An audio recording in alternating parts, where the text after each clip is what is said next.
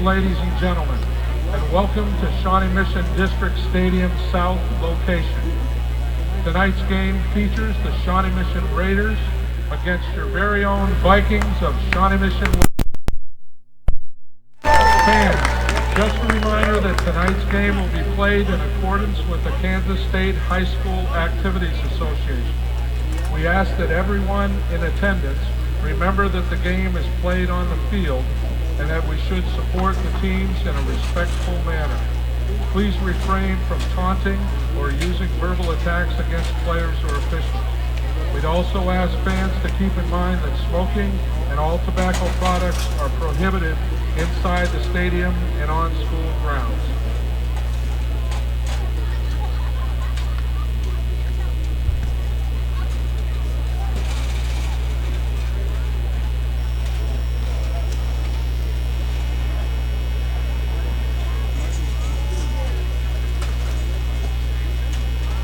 We'd like to thank our community partners, Allied Refreshment, Baker University, First National Bank, and the University of Kansas Health System for their contributions, which allowed the Shawnee Mission School District to purchase the new LED scoreboard.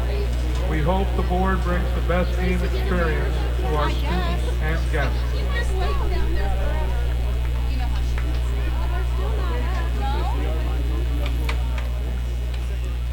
Welcome to Shawnee Mission District Stadium at Shawnee Mission South. Tonight's matchup is between the 0-1 Shawnee Mission West Vikings and the 1-0 Shawnee Mission West Raiders. I'm David Compton doing play-by-play, Mike Rellahan and Chris Turner doing analysis, Chris Turner also handling the camera work. Welcome to tonight's game. West is looking for its first win after dropping last week's season opener to Shawnee Mission Northwest 49-33. West led at halftime 21-20, scoring twice in the final minute of the half to take the lead. But a first drive 3-and-out and a safety and two short Cougar drives flipped the momentum early in the second half. West scored late in the third quarter to make it 29-27, but the two-point conversion was no good and Northwest pulled away from the Vikings in the fourth quarter. Shawnee Mission South is coming off a 35-7 win over Shawnee Mission North. They jumped to a 21-7 first half lead and then scored twice in the third quarter for the final margin. Coach Tim Callahan is 130 and 64 overall West, and West holds a 36-24-1 advantage in the all-time series against Shawnee Mission South. South, although won last year's contest 27-6, only Callahan's second loss to South as the West head coach, and both coming after a 20-game losing streak to West. Brett Oberon is starting his fifth year at South and is 13-26 overall, but improved to 8-3 last season, including a 40-21 win over Olathe Northwest in the first round of the state playoffs. It's at South Stadium, but West will be the home team tonight and wearing black on black, black tops and black bottoms. So as the band takes the field, we'll listen to the Shawnee Mission West Viking band, and then we'll get ready for some pregame introductions. Ladies and gentlemen, and up in here, let's talk about our marching band.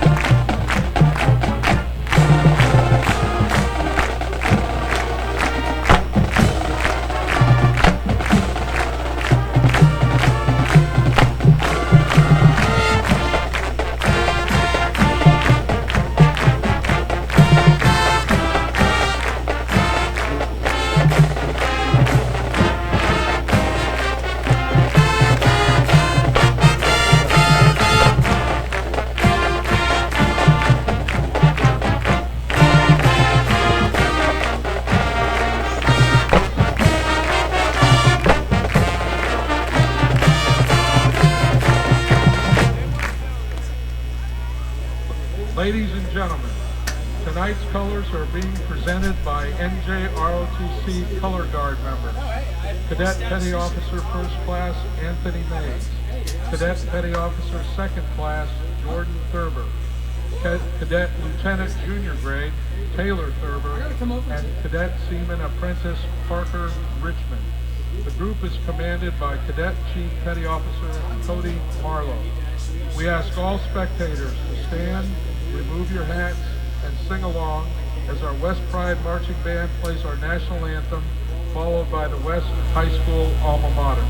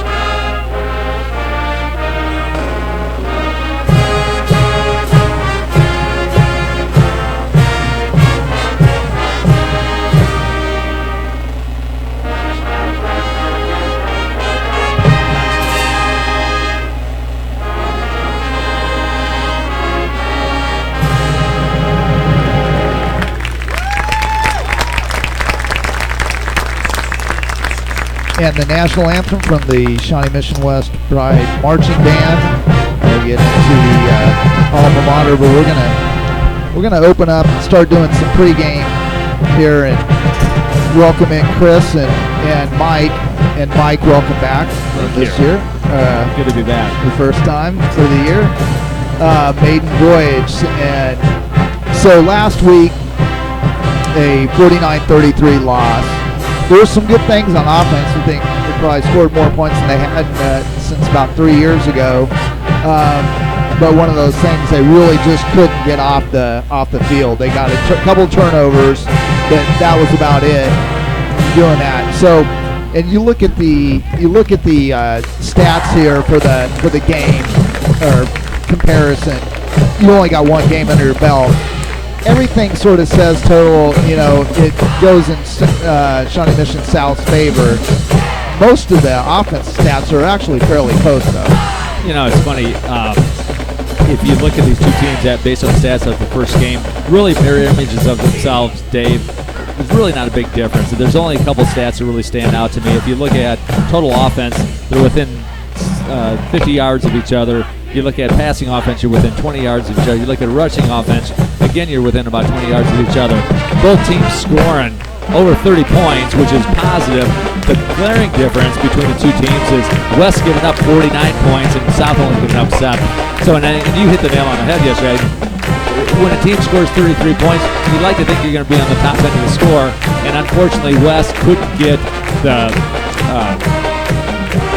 what did we play last night? They just couldn't get a stop. They couldn't get off the field last week. Yeah. But for South, so really, when you see the stats on here that Shawnee Mission South is on top with regard to all the stats, it really doesn't tell the tale of the tape. Both teams are really fairly even. The other big difference, though, if West has an edge, is that South last week gave up 2 turnovers. West didn't give up the ball at all. So you got to give the edge to West when it comes to protecting the ball. We look at the West offense, and again, some good things last week on the West team on offense. Yeah, one of those guys, we can talk about all of them. One of the guys that stands out there is the third one down is Andrew Kinney.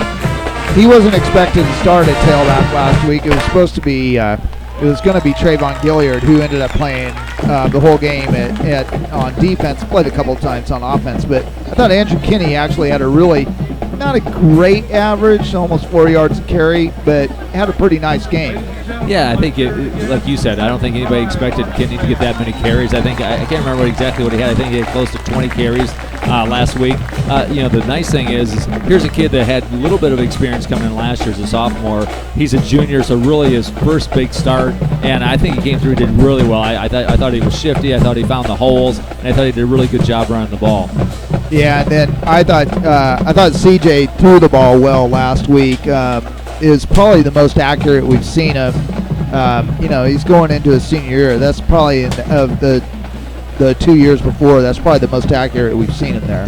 No, and I think the thing that was positive about that is even though they didn't pass that much, I think he had roughly 16 attempts or so, 160 yards through the air, and then 3 scores. So that's super positive. On defense, one thing we talked about, good thing they got a couple of turnovers. Both of them led directly to scores. One a fumble that stopped a drive, got a score. One an interception right before halftime. They got a big score to take the lead at halftime. But we need to see more out of this defense probably this week than we did last week, obviously.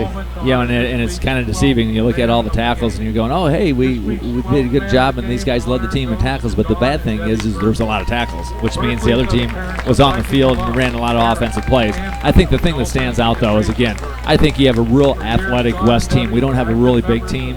You're going to see them play, basically the 3-5, which is kind of our cornerstone.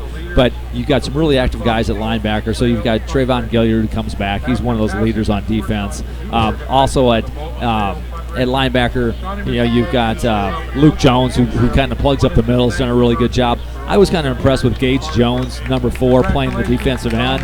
I thought he did a nice job of getting up the field and causing some havoc in the backfield. So, again, I think the thing is you've got to look at it. Hey, we gave up a lot of points last week, but let's move forward. Let's try to improve a little bit each week, and let's do a little better job this week. And let's at least get the offense off the field, get our offense on the field, and let's see if we can outscore this other team. As we look at South on offense, one name is not up there, and that's Will Huggins, number 34, is probably going to be their big target in the passing game, and he's being recruited pretty heavily in college. But they're pretty new this year. They had a pretty experienced team last year offensively that went 8-3. But they got a new quarterback. Minnick's back, but he's playing a little bit more running back this year. Right. No, and I think what you're going to see, everything revolves around Jack Mullen. Okay, I had a stat up there I think earlier or I have it right here. 73% of the plays go through Jack. So I mean, they're going to run the ball a lot. I mean, again, they're kind of a mirror image of West. They're running the ball 68%, almost 70% of the time. So this ball starts with him. And when they do run, you're going to see a lot of read options, speed options. So, again, he's very involved in the offense. Now, when he gives up the ball, though, you've got some really athletic guys. I like Eric Smith. He's a guy out of the backfield. I think he had a long touchdown score last week for a pass. The thing that you'll notice, though, about their passing game is very short. It's going to be very controlled. It's going to be 5 to 10 yards. Eric Smith is one of these guys, so you get him open in space, and he's going to be really tough. He's very quick and very shifty. You talked about Minnick. Minnick is super athletic guy, 2-year starter, did really well last year. They've got him in the backfield. And then you got Kawan Edwards, who is another really quick and shifty guy, and you got to watch out for him. He's got the breakaway speed. Then on defense, they only gave up 7 points last week, so it wasn't they didn't get challenged greatly by North. But they've got some guys who like to fly around to the ball. Yeah, I think so. I mean, one of the things that I noticed that's obvious to me on tape, first of all, I hate to say this, but North wasn't a very talented offensive team, and as you can see, they only scored 7 points. But one of the things you will see about the soft defense is those guys are really aggressive to the ball, which is a good thing and a bad thing. I'm hoping that's something we can take advantage of this week. But Miles Tuttle is a guy who plays outside linebacker, defensive end. He's very active. He's going to get upfield. Their linebackers are really quick to the ball. So, I mean, you're going to see Brett Connor at linebacker. He's going to come flying to the ball. And then even the free safety, when you got a free safety that's involved in this many tackles as Tyler Welch was last week, it tells you those guys they're playing tight to the line of scrimmage.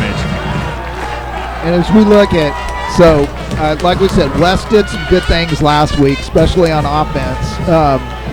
But what do they have to do tonight to come out of here with a victory, their first victory of the season? Well, and I think we both hit on it earlier is that, hey, the defense has got to get some stops, and it's going to really start with just being aggressive. I think that first of all, Jack Mullen, we talked about him being so involved in the offense. I think if you key on him, you shut down Jack Mullen, you shut down the offense. The other thing that I think that the defense can do is they have a very short passing game. I think if you play them tight to the line of scrimmage, they're not going downfield. I think it's a real opportunity for West to bunch the field and to control the line of scrimmage. Then from an offensive standpoint, as I was just alluded to, their defense is attacking the line. I think you can take advantage of that. Play action pass, hopefully get some people open downfield. And then lastly, turnovers. They had 2 turnovers last week. I think they're susceptible because of the run option that they do, that we could probably force a couple fumbles out of them. And those 2 turnovers were huge in momentum shift there in the first half and led to a halftime lead. And we had a lot of personal fouls, I thought, last week as well. So yeah, that's we got to stay away from personal fouls for sure. Chris, that's one good thing to mention. It wasn't in the slides, and we didn't have official stats on penalties, but it's one thing that really did hurt West last week was penalties, especially there in the third quarter when we had a chance to tie the ball game up. We had a couple of big 15-yard penalties, and then it went downhill from there. So, Mike, if we're looking at South, what they need to do, what do they need to do to win this ball game? Well, so much of their offense it revolves around the running game and revolves around the option, so they definitely got to get that option going. And again, that's Mullen and that's Minnick in the backfield. I think the other thing that you're going to see is if I'm South and I'm taking a look at last week's game, I'm going to say, you know what, I think we can pass on West. There's some holes in the defense, and I think what that they need to do is try to spread them a little bit. When you talk about the West offense, a lot of it is keyed around C.J. Callahan, and I think that if I'm South, I'm going to key, just like I think West needs to key on Mullen, I think South needs to key on CJ because, again, he's that leader, he's that guy. If you put some pressure on CJ, you let CJ sit back in the pocket, you can see it, you can tell he's a lot more accurate passer. When you got to roll him out, again, just like anybody else, he's not going to be as accurate. And then lastly, I think because they scored so many points last week and because of the trouble that West had getting the offense off the field, the more they can control the clock, obviously, the better they're going to be. So it looks like South deferred and West. West will take the ball to start the first half. They'll receive. Here's what we expect the starting lineups to be for West. Carson Willis, senior, number 61 at left tackle. Jacob Ford at left guard. Carter Johnson, we'll hopefully see him back this week at center, maybe Hayden Burnt there. Adam Hawkins, number 77 at right guard. Brady Huff, number 56 at right tackle. And we're getting ready for the kickoff. And here's the Mr. Do Everything. Will Huggins kicks off. He kicks, he receives, he does a little bit of everything, and Wesley Clark takes it in the end zone for a touchback. So West will start 1st and 10 at their own 20-yard line. And as we see, should be the offensive backs, C.J. Callahan at quarterback. We expect to see Gilliard and Kinney both in there at running back, tailback, and Luke Jones as the fullback. He'll play a lot of H-back in there too. So 1st and 10 from the 20-yard line. Callahan under center. It is Kinney in the backfield, but it's a give straight ahead to Luke Jones. And he takes it forward for 9 yards on first down. Nice gain there. I like that. What's coming out with just a typical pro set with a fullback and tailback, and Luke Jones with a nice run up the middle, good blocking on the right-hand side, and a nice 9-yard gain. This is exactly what you want to see, Dave, is come out at 9 yards on first down. It gives you so many options on offense. So 9 yards on first down is a good way to start any drive. Callahan again under center in the eye. He's going to give it to Kinney, and he's not going to get anything. He does get a yard, so he does get about a yard and a half, and gets past the line of scrimmage. So we'll give him to the 31 and a first down there. Yeah, it looks like we got a nice spot from the line judge on the other side of the field. And as we look at the starters at receivers, and this will be a little group of receivers, Wesley Clark, number 21 at receiver, Mike Williamson will play receiver H-back, Anthony Morris will sort of play a receiver H-back. Earl McDowell, Chris, I liked him a lot. I've got him as 28, and he's really number 2, and I apologize he had some for that. good kick but returns. I really liked him last week.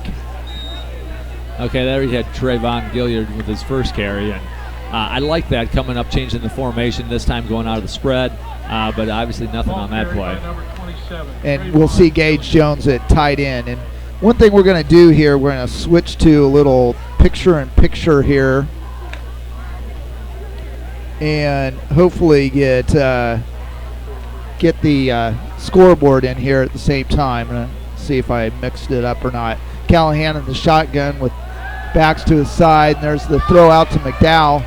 He does make that catch, but a short gain of maybe a yard. Tackled by number 2, Zach Neer.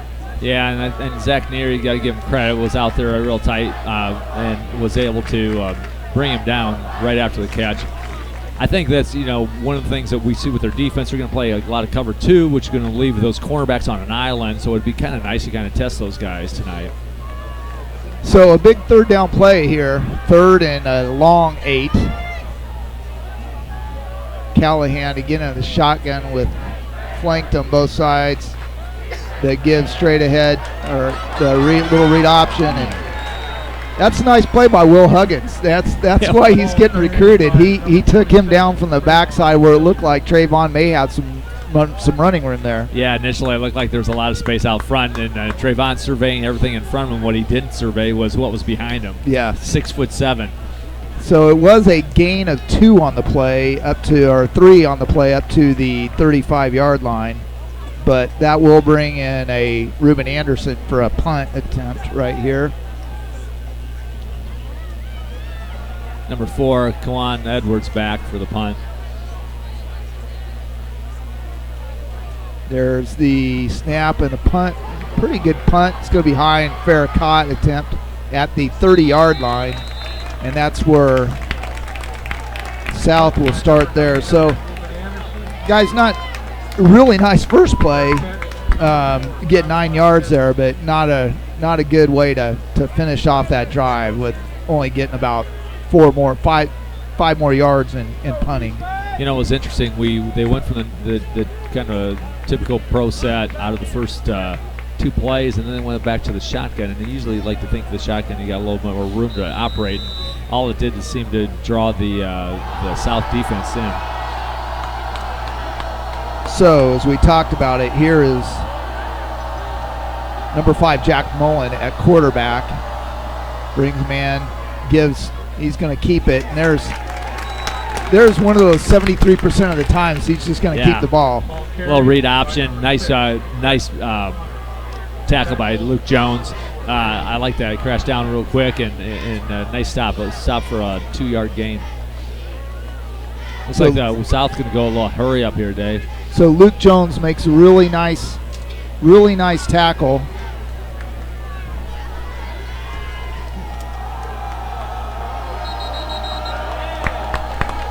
All right, we got a little movement on the south side.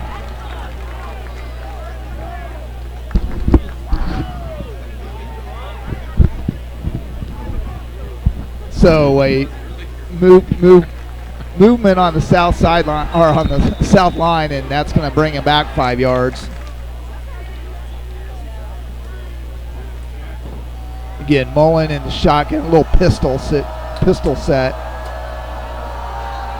He's back to pass, and he's going to throw it up. And again, Mike, that's why we watched on film. Yeah. When more often than not, when he goes back to throw, he's just going to.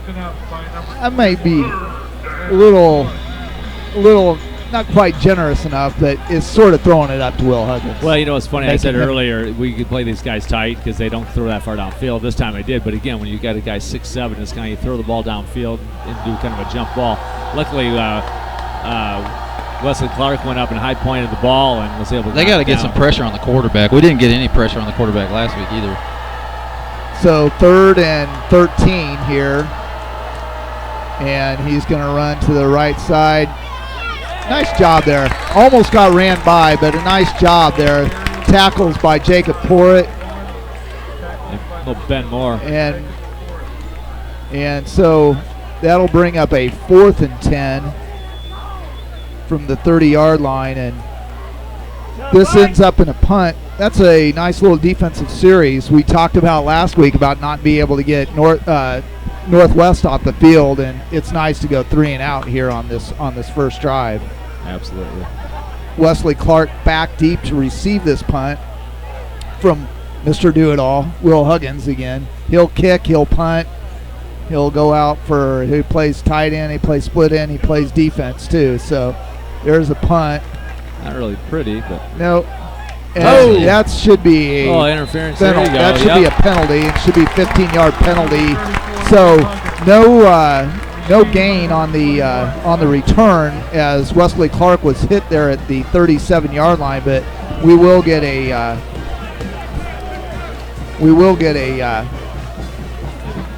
15 yards tacked onto this and take it up to about the 48 of Shawnee Mission South. Yeah, I don't know what Brett Connor was seeing down there. Obviously, the ball wasn't coming down. He ran into Clark before he had a chance to actually catch the ball. So, as you said, West's going to have great field position, start off in South Field. So it'll start at the South 48-yard line. Really good field position here for West to start their second drive. Kenny back in the backfield again. Callahan under center. There's the give straight ahead to Luke Jones, and he gets maybe a yard there on first down. Not a lot there. No, and I think West kind of going back to the kind of first play that they ran out of the pro set, typical fullback, tailback, and just kind of going with a veer read. Or run some slants here, let CJ throw it. They're one-on-one on the corners. I agree with you, Chris. I think there's some opportunity. You've got double safety over the top, and you got the corners that are playing tight. There's plenty of room in there to throw a slant. And CJ was very accurate with those slants last week against Northwest. He did a good job.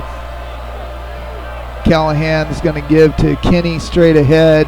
He moves the pile. The whole pile moves with him up to the 45-yard line.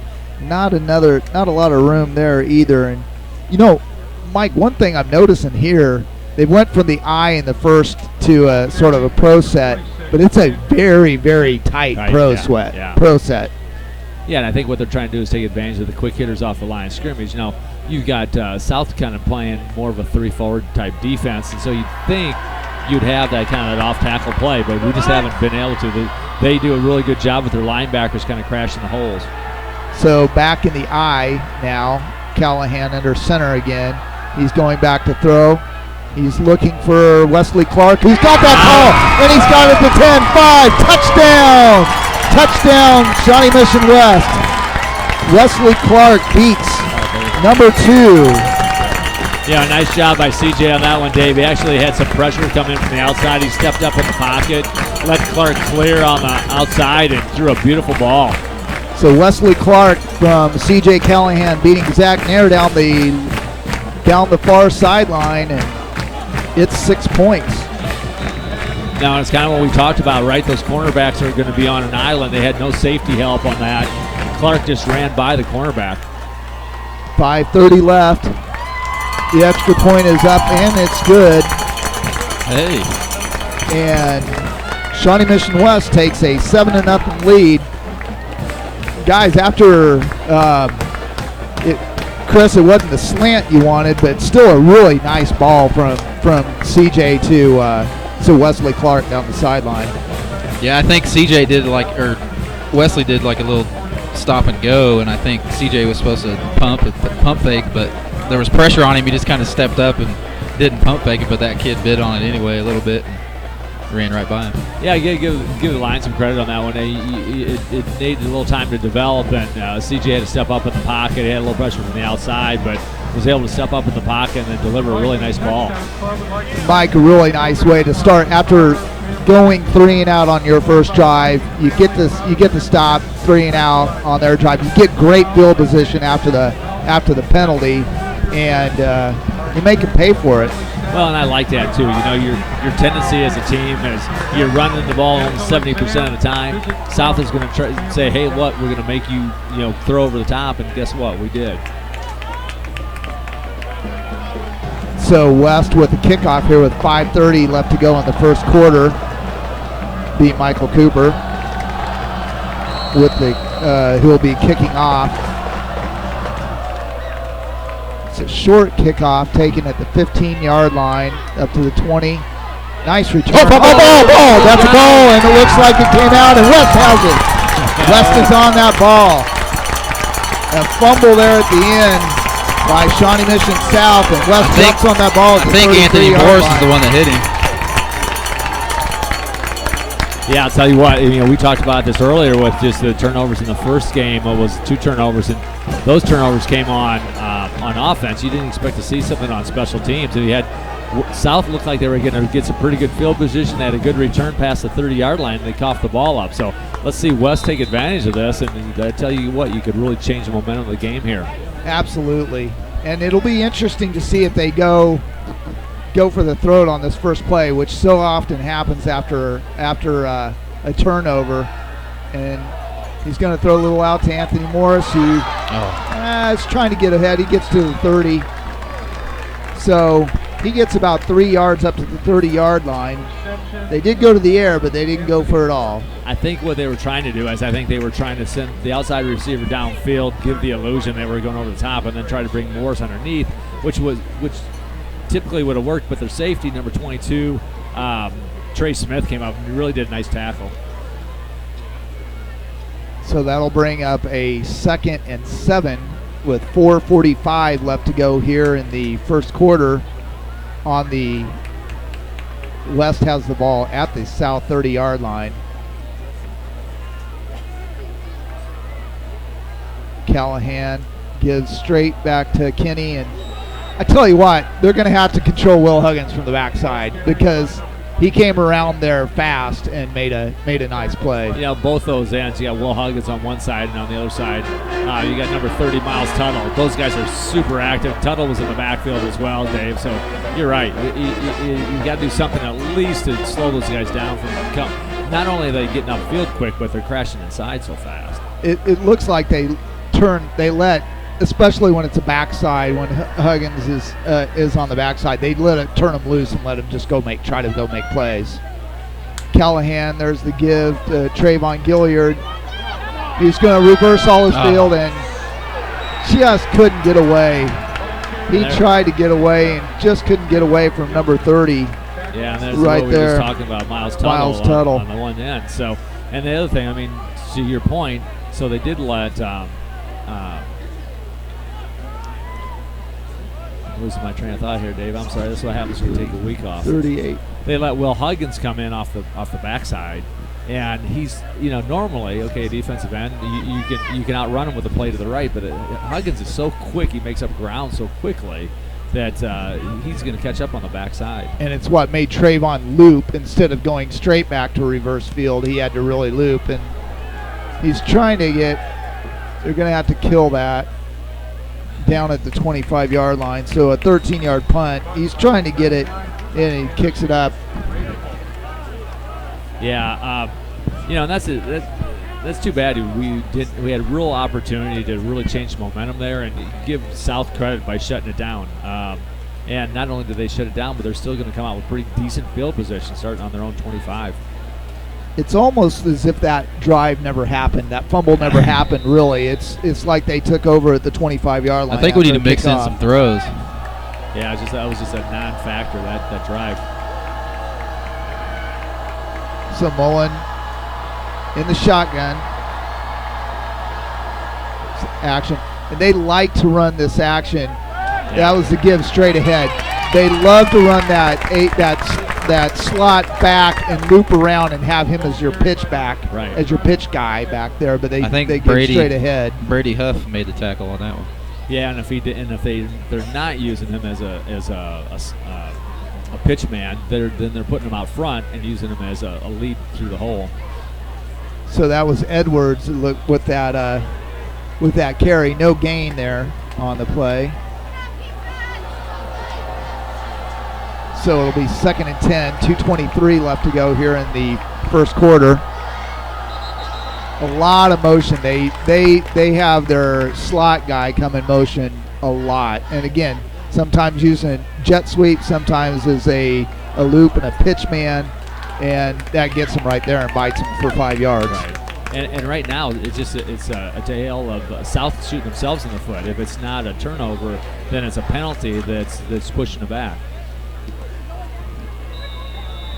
We'll see if these penalties on the last drive, the penalty hurt them. They got away without the turnover hurting them, but we'll see what happens here. That's going to be kept, and there's the motion man coming back in there for it to be the pitch guy. Very wide, but he gets about 3 yards up to the 23-yard line. We'll give him 4 up to the 24. And that's a pretty typical indication of what these guys do. I mean, they do run so much option, whether it be a speed option or it be a read option is what they did there. But I think this is exactly what West wants to do. You want to get them in a 3rd and long. I don't think passing game is not a comfort game for those guys. I mean, they're passing less than 30%. That was Eric Smith on the carry there.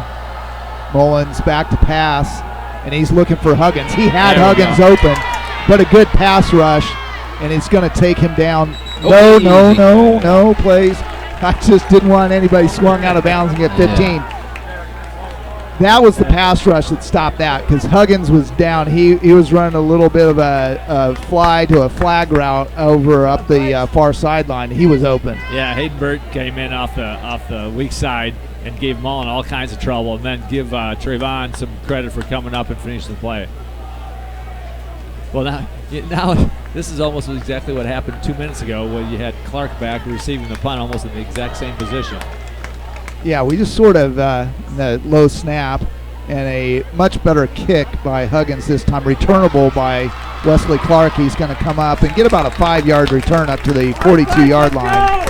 Nice job there by Wesley to get some positive yardage on that return. Yeah, and this is, if you're West, even though you didn't do anything with your last drive, the thing you've got to like of what's transpiring so far in the first quarter is field position. You're playing on a short field. You're playing in less than a 60-yard field right now. Yeah, you look at this. West they started their own 20-yard line in the first one, but since then West has started at the South 48, the South 33, and the West 43. So great field position on these last 3 drives. One got points, one didn't. We'll see what we get on this one. Callahan in the shotgun. He's going to give to Gilliard. He's going to try to step up, and he's got it, and he's going to break it. And we'll see if he can outrun him to the corner. He's at the 20, 15, 10, 5, and knocked out at the 3. I'll tell you what, give Trayvon some credit there. The play was designed to go left. You saw Huggins come upfield and completely shut that down. Trayvon cuts back against the grain, finds an opening, and then able to run it all the way down to the 4-yard line. Knocked out there by Trey Smith and Kewan Edwards, but not after a long run all the way down to the 3-yard line. And again, this is what we were talking about, Dave, getting that momentum change right here. If West could punch it in, it's a great start to this game.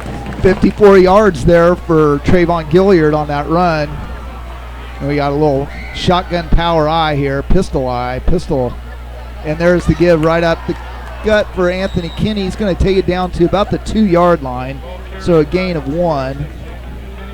And I'll tell you again, and I hate to keep saying this, but Will Huggins, somebody's got to slow him down just a little bit. He's coming in off that edge so strong.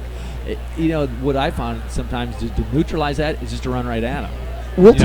Make him commit. We'll talk about this. I'm going to throw out a name in the break, and we'll from about 4 or 5 years ago, and we'll see if I'm a little over the top or not. But not you, Dave. Yeah, Callahan gives it to straight ahead to Luke Jones. He's going to power himself into the end zone. Touchdown. 17 seconds left to go in the first quarter, and Luke Jones has himself a 2-yard touchdown run. And that's exactly what West needed to do. You had too good a field position. You had too many opportunities. You got South shooting themselves in the foot. If you did take advantage of this, all of a sudden it starts to play on your own momentum. So it's great to see them punch the ball in. And give CJ a little, give him a credit for pushing the ball into the end zone. And Ruben Anderson with the conversion makes it 14-0. Luke Jones with the 2-yard touchdown run with 17 seconds left to go and gives Wes a 14-0 lead here in this first half. Mike, I'll make the comparison now. We'll see. The one guy, a big, rangy guy who runs fast. He's not that athletic, and they don't turn him loose there. But Kyle Ball, who used to play for East, that's the way I remember him playing a lot. Is they let him play sort of free and loose, and he just ran down plays. This is a little bit more in the structure of the defense there, but I see that he's running down plays from the backside. No, you're exactly right, which is interesting because he's so athletic, and basically what you said, they let him stand up on the end. He decides whether he's coming upfield, whether he's going to do a quick slant down the line of scrimmage, and again, I don't know what the best way to approach him is. And sometimes I think that you're better off running straight at that person, make him commit, and it's easier than letting him chase you down from the backside because the guy is incredibly quick.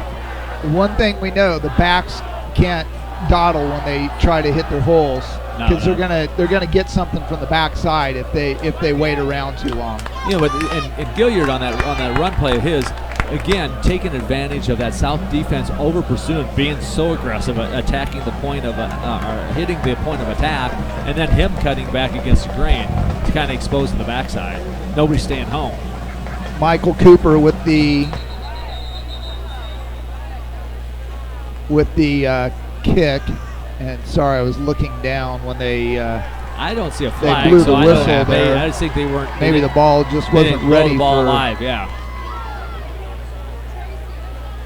Actually, Wes might have called timeout. I think we were short on guys. We're running the guy on the field. No. No, we did have. Now, well, that guy, 59s are offensive lineman and defensive lineman. Yeah, Port ran on late. We did only have 10 guys. Port ran on late. I don't see on the scoreboard that they took a timeout off. So interesting there. Huh. So just a big do-over. Michael Cooper at the kick here. Much better kick than the last one. And we're going to have a delay a game. Or, well, it's... No. The flag's in the back here. Now we got a flag on the south Yeah, side. usually you'd have to delay a game. Okay. They called a legal procedure, would not delay a game. So I'm not sure where that is. And he kicked that one farther. Yeah. And that's, one thing last week I thought he had some really fairly nice kickoffs last week. So yeah, he did. So he was trying to do something a little bit different on that first kickoff, but there you saw a little bit more of his leg. He does have we saw him at that jamboree kicking field goals with Ruben Anderson down there. You can tell him he has a pretty live leg. Yeah, and he's just a sophomore, so he'll kick now from the 35-yard line. And another pretty good kick, taken about the 12. And that's Kewan Edwards. He's going to take it up to the 30-yard line. Kewan Edwards gets about a 18-19. We'll give him 19-yard return up to the 31-yard line. So again, really, I mean, even with the penalty, that's pretty good coverage, really. I was going to say, we're still ending up in pretty good field position, so we're still winning the field position battle. This will be really key here for West to see if they can another stop, which would be 3. Well, the first quarter is going to end up, I was going to say, 3 stops in the first quarter, which would be a tremendous improvement over last week.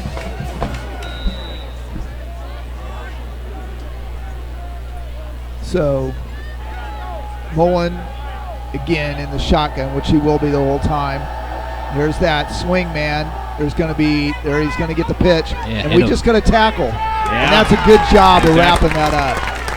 Uriah James had no place to run on that one. No, and a good job by Luke Jones just attacking the quarterback. That's exactly what you got to do in this offense. Is Mullen is the key to the whole thing. Don't go for the pitch, man. Do your assignment. I think we talked about this so much in the past. And on an offense like this, do your assignment, take care of it. Luke Jones went straight for Mullen and forced him to make that decision. And then we had the guy pick up the pitch, man. It was great coverage. A really nice first quarter there for West. So we'll be right back after this timeout.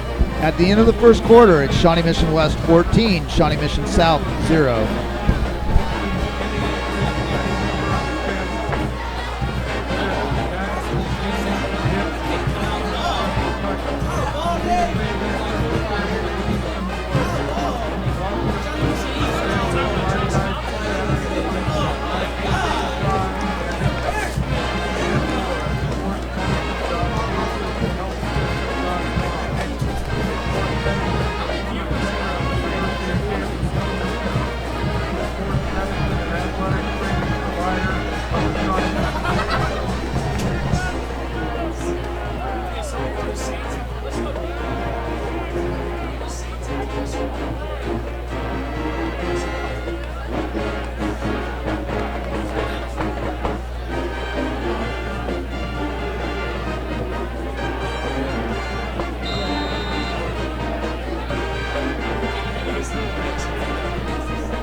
Ready here for the start of the second quarter. 2nd and 13 from the 28-yard line. Back to pass. Giddy. Doesn't have a lot open. He is going to throw short, though. And taken down. Nice job. Tell you what, Uriah James has got a couple of pops in the last couple of plays here. Well, he's not a big guy. I like what happened there and how we covered that pass, but the thing I don't like, and Chris alluded to it earlier, he's getting a lot of time back there. I think we just need to get a little bit more pressure on him because, again, we were coming. We just didn't get there. But and if you look at his MO, this guy's not a pocket passer. He's not, and especially not a passer on the run. So, the more pressure you can put on this guy. He's forcing to make bad throws or throw an interception. Or Mullen is going to be back to throw again. He's back around his 25-yard line. He's throwing it up. Oh, there it is. He did throw it up. Come out here. And there's McDowell. Nope, that's Bullock. Bullock with the second interception in as many weeks. And, Mike, we talked about this on the ride here. When he does throw it, other than these rollouts, when he throws deep, he's throwing it up. And a lot of times it's throwing it up for grabs for Will Huggins. And that's who he was going for. He just threw it over his head. No, like we were just talking about, you put some pressure on him. He's not comfortable as a passer. They'd much rather run the ball. And hey, West has just come up with a second turnover. And, again, a real opportunity. West could, take advantage of this and do a score. Now you really put South in a hole. And again, with great field possession, starting at the 47-yard line, their own 47-yard line, you can't beat, other than that first drive, this field position tonight. That's lucky that wasn't ball. Yeah. That ball wasn't on the carpet. CJ's trying to take it out. Now, what I'm saying, Dave, I'm seeing that South defense really squeeze the ball. If you look at the backers and you look at the line, those guys, I don't even know if the backers were at 4 yards on that last play. I think West has got to do. I'm going to do some play action pass. I'm going to suck them in and try to go out because I got to loosen them up a little bit. Loss of 1 on that play brings up 2nd and 11 from the 46-yard line. How many guys in the box right there? You got everybody. You got 8 guys in the box. Yeah.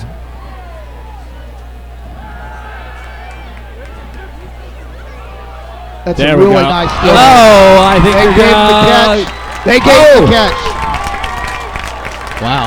Gage Jones holds on to the ball right before he goes out of bounds. He juggled it.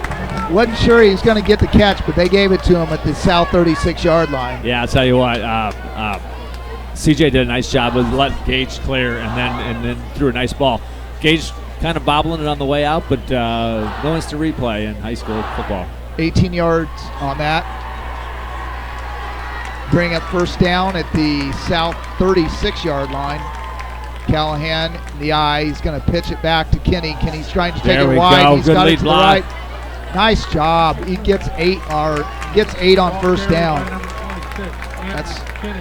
That's going to be Oh. big. We got a wow. late penalty. We'll see what that is in the scrum, and I think that's going to be on us, the way we're getting pushed back. The way the ref's pushing back Kinney, I'm guessing we're going to get 8 and go multiple back flags, so it 15. could be on both of them. Because Yeah. there was a little, I think 30 for them. Miles, Tuttle, they were kind of going at it. Yeah, the back judge was pretty So it might be emphatic with double that. personal foul and just replay the down. Or Most of it was dead. So it'll be interesting Yeah, to yeah, see that's true. here is that the play should stand, and then whoever's going to get penalized is going to go one way or the other, because that he was definitely down, Yeah. and all that activity, extracurricular activity, came in after the whistle. This is where I want to see West really take some composure, because now last year they were the team that was getting frustrated, losing their cool, and getting the stupid mistakes. This is where let South break down, let them make the mistakes. yeah, and it was like last week. If West would have done that, then Northwest would have made the personal fouls, but instead we were getting them. So there is a personal foul on West. Second down, so it should be the gain, and then so in effect it's a loss of 7. So in a gain of 8, loss of 7. Yeah, you know what, and that's unfortunate, because here you would have been 2nd and 1. Now you're looking at 2nd and 16. Yeah, and Kenny, he's one of the guys that kept his cool the whole game last game. So in the shotgun, backs at both sides. Callahan's looking to throw, and that came. Oh, It's a completed pass for We a lost loss of 2. And I'm not sure how that came out of his hands that way. how it went forward, That and the fact that it didn't look landed good in coming out of Jones' his hands. He got hit as he was throwing. So a big 3rd and 19 here. Yeah, regardless of what transpires on this drive, and obviously you would like to come out with the first down, I like that they're opening it up, because what it's doing is it's softening the defense. Now you're seeing the safeties. Look at how much cushion the safeties are given versus where they were before. They were inside of 10 yards. Now they're at 12. Callahan's looking for the man running down and he's going for it all, and he's got it! Touchdown! Mike Williamson, touchdown!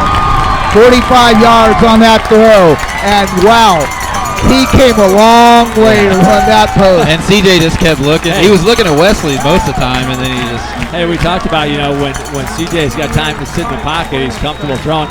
I'll tell you what, Williamson came literally from the south sidelines and ran almost to the west sidelines, and he just kept. He outran 4 guys to the ball. Come open, right? Yeah. I tell you what, guys, I found the magic. CJ has to be at the 45-yard line to throw a touchdown pass. That's the second 45-yard touchdown pass for this evening. Ruben Anderson with the kick gets up, and it is good, and a 21-0 West lead. And Mike, you were talking about keeping your composure and not losing your cool, and that's huge there, because to get back there, you're down to about the 28-yard line, and you get the penalty to take you back, and then you get a bad negative play, but you kept your cool, and just that play, there was a lot of composure by both the line and giving CJ time to throw, and CJ sitting back there and waiting for that guy to Travion did a really, really good job of picking up the defensive end, too, that was coming around. Well, the thing is, if you're South right now, how deflated are you? You had them back on their haunches. You had them 3rd and deep, just where you wanted them. If you get the ball back, you have a chance to score, bring it back to a 1-touchdown game. Now on 3rd and long, you give up a 45-yard touchdown, and now you find yourself 21-0 in the hole. 9:38 left to go here in the first half. Well, our defense keep it up. West will kick off here with a 21-point lead. Something that, and here's the other thing of keeping your composure. You've lived through a lot of bad times. You got to be able to handle the good ones too. You're up 21 points, which you haven't been up 21 points probably since the Wyandotte game 3 years ago. Right. Yeah. And you got to be able to handle that and play. What's the motto this year? The motto this year is just us, or something similar to that, right? And it's these seniors that have been 3-year starters that have been on the downside of the score for so many years. Just make your Good tackles. Kewan Edwards with a nice return, about 22 yards up to the 33-yard line. South will take over there at their own 33-yard line.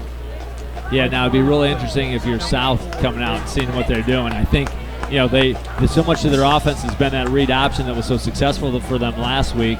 It wasn't working against West. They came out and started passing. Now you've already given up an interception. So if I'm a South offensive coordinator, I don't know what I'm calling right now. I'll tell you what, though, if I got number 34 on the field, I got to find something to get him involved in the game. Well, they switched quarterbacks, it looks like. Oh, you're they right, have. Chris, yeah. 10. Skylar Ray. So he's going to keep it. Not much there. Number 21, Eric Smith takes it around the right side for about 3 yards. Again, Skylar Ray, the new quarterback in there for... Yeah, the thing is, what's really interesting about this, and I'm sorry I didn't see enough. I saw Skylar Ray in film last week, but it really wasn't in that, maybe a series or two. So I don't really understand what you pick up. So I don't know if he's a better passer or what. So it'll be interesting to see what happens here. Well, and probably when they're up 35-7, he's probably coming in the last little bit, and they're just handing it off. And he is going back to pass here, and he's a lefty, and he Oh. throws it up Nice in the air. start. Oh, And so it doesn't matter what quarterback's in. I think when they're going deep, it's throw it up and let Will Huggins try to make a play. yeah. And it's hard not to. I mean, he's 6'7", right? And I don't know that we have anybody in the field that's over 6'2". So nice thing is we got some athletic guys back there that can high point the ball. So and thank God. Yeah, right that now might they have- haven't been really accurate on their passes. might have been able to be picked off there. Yeah. The one thing, we'll talk about this after this play here. Get some pressure on him here. Ray again back in the pistol. There's going to be a false start Yeah. as Eric Smith came in motion. Number 4, Kewan Edwards, moved, and it'll be a 5-yard penalty. You talk about that composure. It's one thing when your offense is scoring on every drive. It's a complete another thing when you're down 21-0. You're trying to get something, trying to generate something, and you continue to make mistakes. So 3rd and 12, 9:17 left to go here in the first half. Ray, this give right up the middle. Just need to wrap up, and a nice tackle.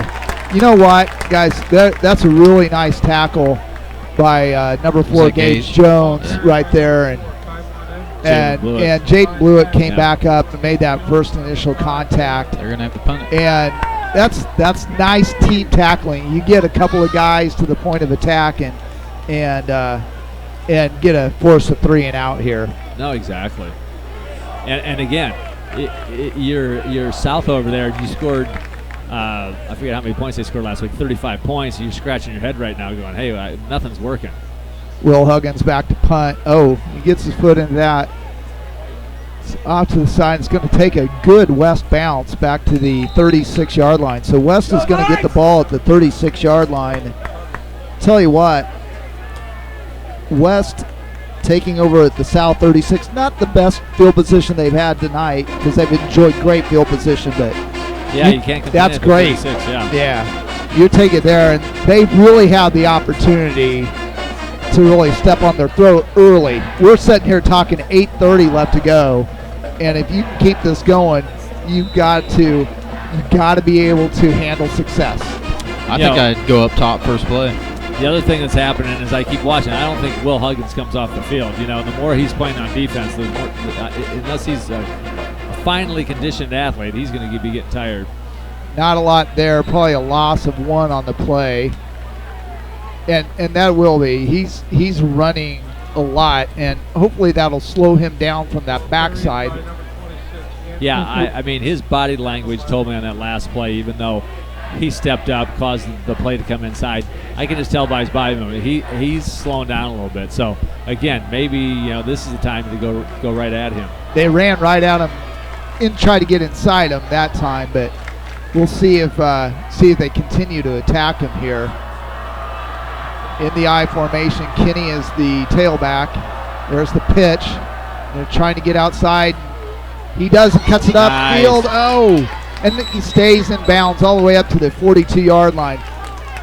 Just could have, if he could have got maybe a little bit more of a block there by Mike Williamson, he may have been able to cut it back up there, but still a nice gain of about 7 yards or 8 yards there. And I like that play because what's happening is their ends are being so aggressive. And again, Will Huggins is coming upfield, and what you do is you're neutralizing that by doing a quick sweep to the outside. Now you got that cornerback. All you got to do is control the cornerback, and then you've got 8 to 10 yards. So a 3rd and 4 from the 42. Callahan's looking to throw, and he goes back across. That's going to be up. A little bit up for grabs. Earl McDowell's trying to pull that one down at the 28-yard line. Can't quite get there. Yeah, and I was watching on that play, so you've got Miles Tuttle back there, and I can see him talking to the back judge going, hey, man, somebody's got a little bit of piece of my jersey there, and it looked like there was somebody that got a little handsy on him. It was, I think we got away with one on that call, but we'll have to watch that. So he's a handful. Both their ends, he and Huggins are a handful. So, again, anything we can do to neutralize those guys. So a punt with 7:31. Need a good kick here. Yeah, we need to keep this field position flipped to the way it is. And and of course, he bomb. one. Rolls into the end zone. I'm trying to think what they would have called. It was sort of a timeout because there was still 3 seconds left on the clock. Best punt of the year right there. Oh, offside. First down. Oh, that's a first down. No way. Okay, Idaho written punt down on the deal. We got to erase punt. And I tell you, Dave, again, if you're South, you just got to be kicking yourself. They're just imploding right now. They're literally that would have brought Ruben's punt average way up. 4th and Hey, he bombed that one. That was into the end zone. That was a 58-yard punt. But we'll take the first down. There's Kenny's trying to catch upfield. Now, one thing that you saw on their ends immediately flew upfield, 5 to 8 yards upfield. Kenny actually was able to cut in on the other side of him. They're really trying to push back in the backfield. I like Andrew Kenny. I think he's slippery. I like he's very shifty. I wish he would have stayed north and south. I think he had more opportunities there. He cut to the outside, and unfortunately got caught up. Well, and last week, that's what he did really well is he got the ball and he went and he hit the hole and he get 3 or 4 yards every time, and then he wasn't trying to get outside. 6:50 left to go here in the first half. 21-0, Shawnee Mission West. Callahan's looking to throw, and he's got Luke Jones. He's going to take it to the 45, 40, and he gets hit out of bounds at the 39-yard line. I like that play. Nice design play, kind of a bootleg. We ran guys at levels on that, which was great. So you had a deep guy at about 25 yards. You got a guy underneath at 15, and then you bring Luke Jones in underneath at about 5. So nice job of West to run guys at levels, and for Luke Jones to do a nice job after the catch. So 14-yard pickup on that play, that little boot. They run it to the H-back fullback or H-back tight end this year, where they traditionally ran it to the fullback all the other times. Gilliard's trying to spin, and he's not going to get there. And that's what Trayvon's found out twice now. He's not going to be able to spin, especially spin deep and get out of that. Well, and it's one of those cases where he's sharing carries with Kenny, and I think every time he wants to make a big play, and sometimes there's just nothing there. And when there's nothing there, sometimes you just he did it once, so he feels like he could probably do it again, But that little boot action to the fullback has been a staple of this offense for quite a while. This year, they've been running it to mostly as Jones or Gage Jones or Luke Jones. Gage Jones is a tight end instead of the fullback. And looking to pass, he's stepping up. He's going to get rushed, and he's taken down. Number 11, Max Close in there. Yeah. He gets him for a sack back to the 49-yard line. Now that's a case where again they've got some really active linebackers. Close is another guy that's very athletic and very aggressive, and you put yourself in a long position and a passing position. So again, you gave them an opportunity just to pin their ears back and go after the quarterback. So, but Mike, they're bringing those ends now. Yeah. They're really and they're down 21-0. They're trying to make something happen. They're just really bringing the ends upfield. Here's going to be the reverse. He's going to cut in, and he gets taken down around the 47-yard line. Ball carried by number 20. Anthony Morris with a Tackle by number 11. nice 3-yard run up to the 2-yard run up to the 47-yard line, but unfortunately, after the now maybe we can get we need a personal foul penalty to get a first down instead of this. Or two of them. Yeah. yeah, I get that play a little bit that they're kind of over pursuing, but the other thing is their ends get upfield so well that by the time we hand the ball off and reverse back to the other side, you got Close sitting there, just kind of sitting on the play. Ruben Anderson with the punt. There it is, and it's going to be taken about the 18-yard line and immediately hit immediately by good number tackle. 16, Anthony Fleming, a sophomore on the special teams coverage. Nice timing and a nice hit. South will take over at the 25. Edwards makes me nervous the way he receives The that first ball. one he caught was Right. kind of shaky too. Right, doesn't isn't that kind of interesting? How And he then catches that one he's running up. I'm like, oh, he's gonna drop got it. an or- over-under. That's why he's not on offense, I guess. Or is he back? He's in the backfield. Yeah, But they're not splitting him out wide, I don't think. So we still have Skylar Ray, it looks like, at quarterback. First time we've had two backs in the backfield. And there's the give straight. Now he's going to keep it. And a great play by Mike Williamson.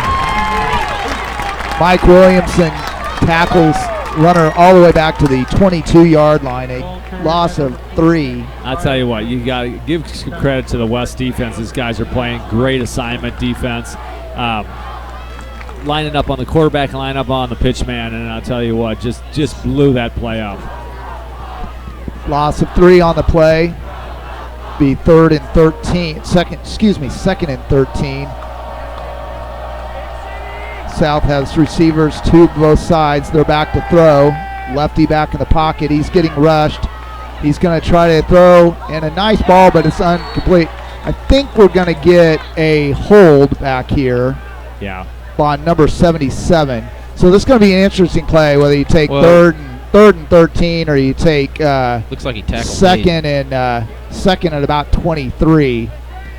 Yeah, Hayden Bird's is a handful, and I think number 77, who is Spencer Hill, you can't hold that guy back for that long.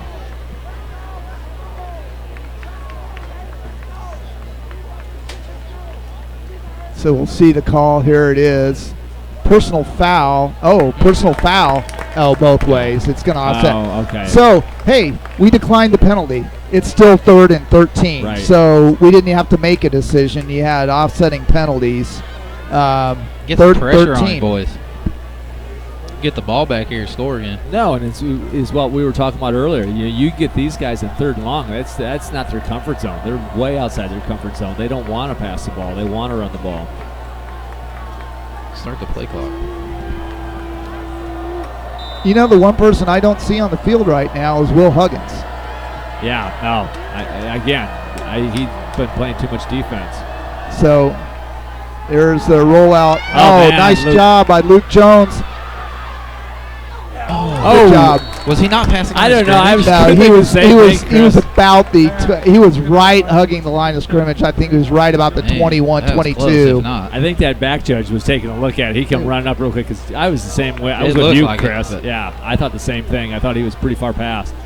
He threw it from about the 21-yard line, so he's about a yard behind the line of scrimmage. But it will be incomplete, and it'll force another punt. Will Huggins, hopefully his leg's tired too. He come running out there like he's played a whole game already. So Huggins to punt, and his leg's not tired. No. Wesley Clark back at his 38-yard line is going to cut up field, and he's got a nice return into South territory at the 40. We'll put him down at the 49-yard line. So a Nice 13-yard return there on that punt, and West will take over 1st and 10 with 2:44 left to go here inside South Territory once again. Nice, good drive here. Take up some clock, get some points on the board. I don't know that you could have scripted this first half any better if you're West. I mean, I don't know what the average starting field position is, but it's got to be beyond the 40. You know. Yeah, we can figure that up here in the after the first half, but really only after the first kickoff did we not have a really good field position. Kenny's trying to get to it. He busts it. He's at the 30, the 25. He's getting to the 20. He breaks it there. 10, 5. He's down inside. A nice run all the way down to the 3-yard line. Yeah, Dave, and it's funny. This is something you usually see at the end of the game when you wore the defense down. But this defense, I don't know what the time of possession is. This defense has been on the field the whole first half, and I think you're finally just starting to wear them down. Definitely. So Kenny with a 46-yard run down to the 3-yard line. Let's give the bigs up front some credit. They opened some holes. Play clock's already at 9. Yeah, it's a 42nd. Remember, we'll talk about that again here. We got the power pistol, and I'm not sure I like that at the goal line. That sort of power pistol look. I think they run straight ahead, much better out of the eye with Callahan under center instead. And that's a loss of 4 back to the 7-yard line. Yeah, so they start at 40 when the play's over. The play clock. The play clock starts at 40 when the play's set. It's like the college rules now. As soon as the play is dead, the 40-second clock starts instead of waiting for the ref to set it in a 25-second clock. So there's the give to Gilliard, and he gets taken down from the backside. We run a little wildcat there with Gilliard, direct snap. And who was there on the backside? Yeah. Will Huggins just running for it. I'll tell you what, let's dial something up here. I'd really like to see him punch it in and have a 4-score game as opposed to having to kick a field goal here. So another loss of 2 on that play. So what started as 1st and goal from the 3 is now 3rd and goal from the 9. Wesley Callahan looking back to throw. Huggins trying to get him from the backside. Callahan's got to get rid of that ball, and he does nothing. And it's incomplete right there. Intended for Wesley Clark there right around the goal line. He wouldn't have got in. You know, the thing that blew that up right off the bat, though, Mike, was Will Huggins coming in totally unmolested right to the quarterback and made CJ try to duck under that. Yeah, you just got to get in his way for a second. Yeah, I'll tell you, I mean, we're talking a lot about, him being on the field, being tired. He's a heck of an athlete. I mean, that guy is giving it his all on this, and he is trying to keep him in the game single-handedly. Ruben Anderson with the missed it. Field goal attempt is no good. Okay. Well, if nothing else, we ran over 2 minutes off the clock, so. Yeah, so South will take over the ball with 37 seconds left at their own 20-yard line. Yeah, and they're not exactly the 2-minute passing offense. So if you're West here, you're thinking, all we need to do is keep them in front and run the clock off, and let's walk into the locker room at halftime with a 3-score lead. I think they would take a knee if I were them. You get the ball at the 20. So Chris is looking at me like, no, I think I'm just gonna. You're gonna throw a pick 6. Well, I'm not gonna pass it. I'm gonna run my. Scoreboard says 4th and 9, but it is 1st and 10 at the 20 for South. I think Mullen's back. No, it's Ray. He's going to try to cut up field. They're defending that speed option fairly well tonight. Yeah, and Adam Hawkins says, not on my watch. Hawkins with the tackle after a 2-yard gain. That's probably going to take the quarter out. They do have the ability to run one more play. 9 seconds left, 18 on the play clock, and they will throw one up. And I could see them throwing one up to Huggins, but they're going to run speed option again. Ray's taking it up for their first down. First down of the game, but that's the end of the first quarter. And quite a first quarter, or quite a first half it was for Shawnee Mission West. They go to the locker room with a 21-0 lead over Shawnee Mission South, and we will be right back after this timeout.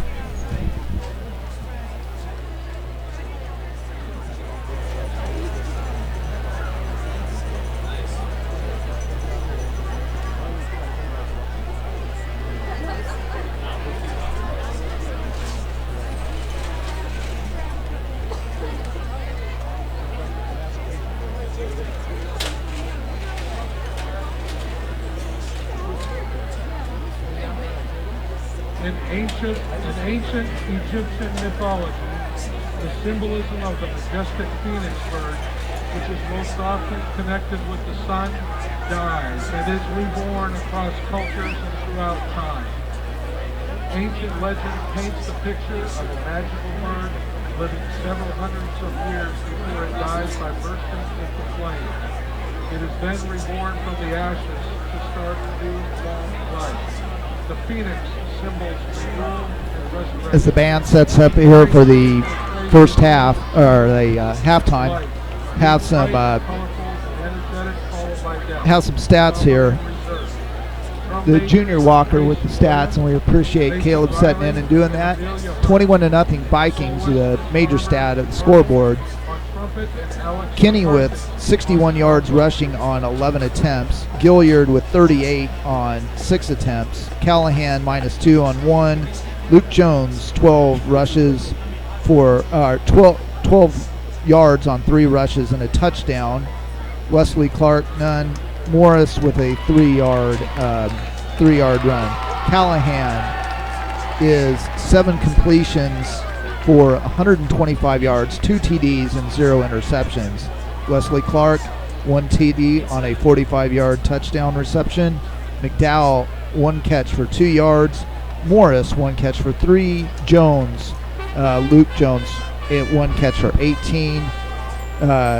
Gage Jones 1 catch for 18. Luke Jones 2 catches for 12. And then we have Mike Williams with one catch, 45 yards and a touchdown. Mullen has 9 yards on 3 carries. Kewan Edwards 2 yards, 1 carry. Eric Smith 7 yards, 2 carries. James -6 on 2 carries. Skylar Ray 11 yards on 2 carries. Mullen 8 yards on 1 completion. Skylar Ray no yards on no completions, 2 attempts.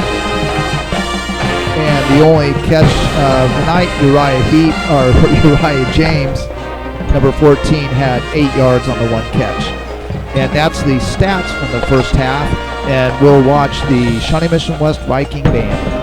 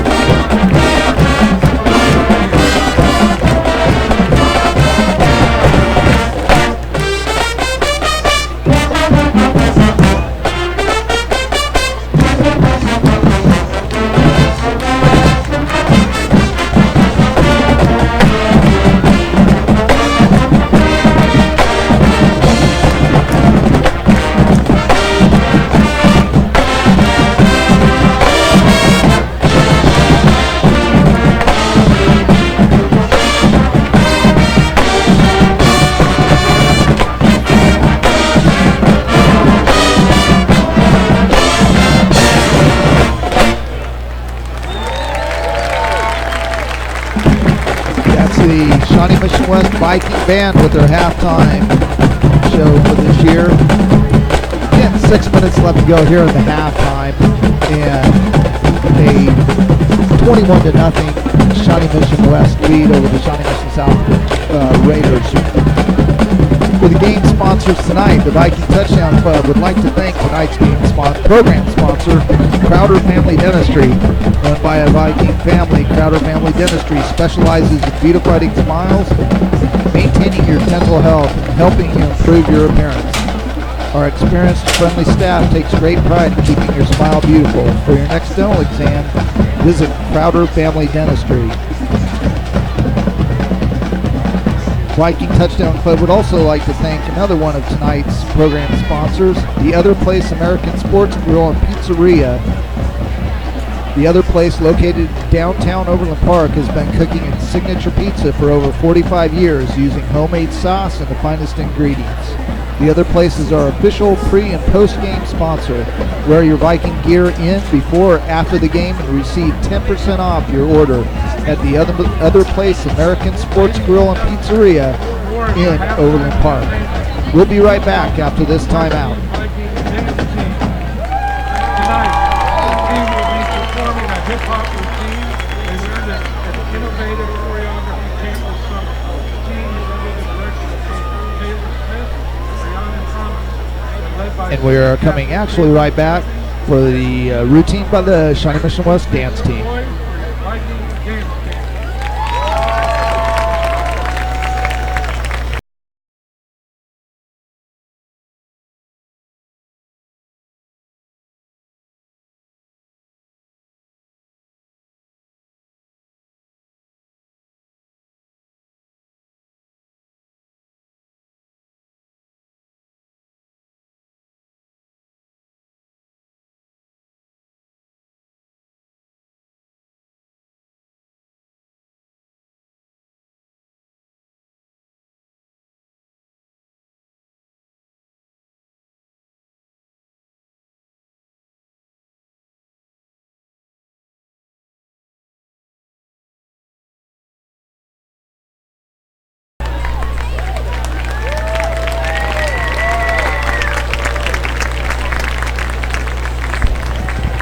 The Shawnee Mission West Vikings dance team.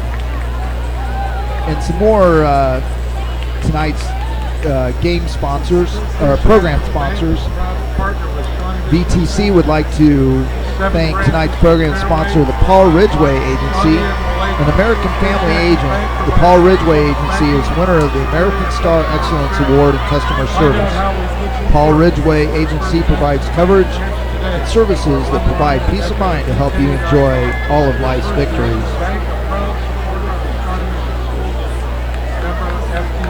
And now, 2:54 left to go here in the halftime. We'll be right back after this timeout.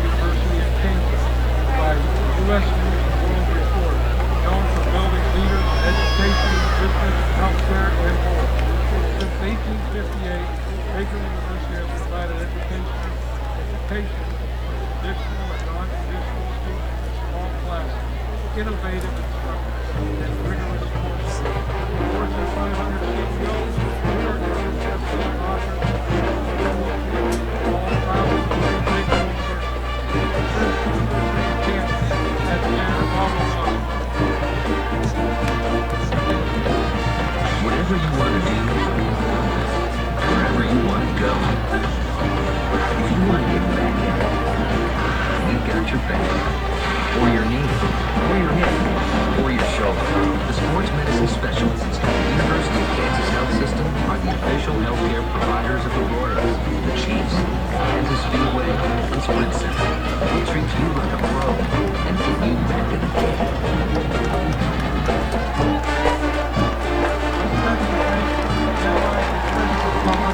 As the Vikings come back out on the field to warm up for the second half, here's a first half recap, drive recap.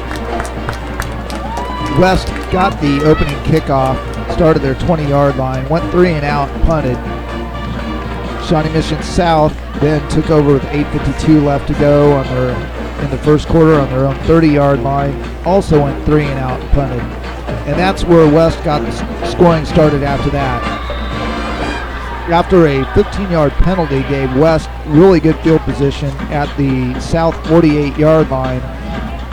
After 3 plays, West with a 45-yard touchdown pass from C.J. Callahan to Wesley Clark with 5:30 left to go in the first quarter.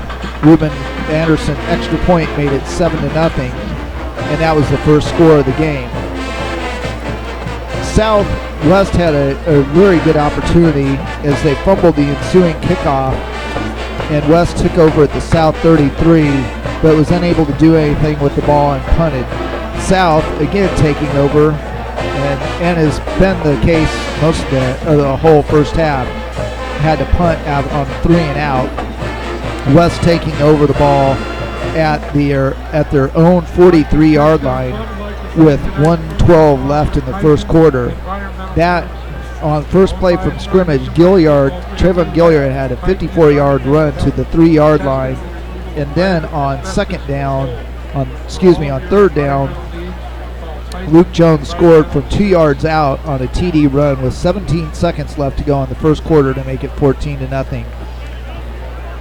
South next one was a 3-play drive that ended in a interception by Lucas Bullock, his second interception of the year, which set up West with very good field position at their own 47-yard line. After a couple of good positive plays, penalties set West all the way back to the south 45-yard line.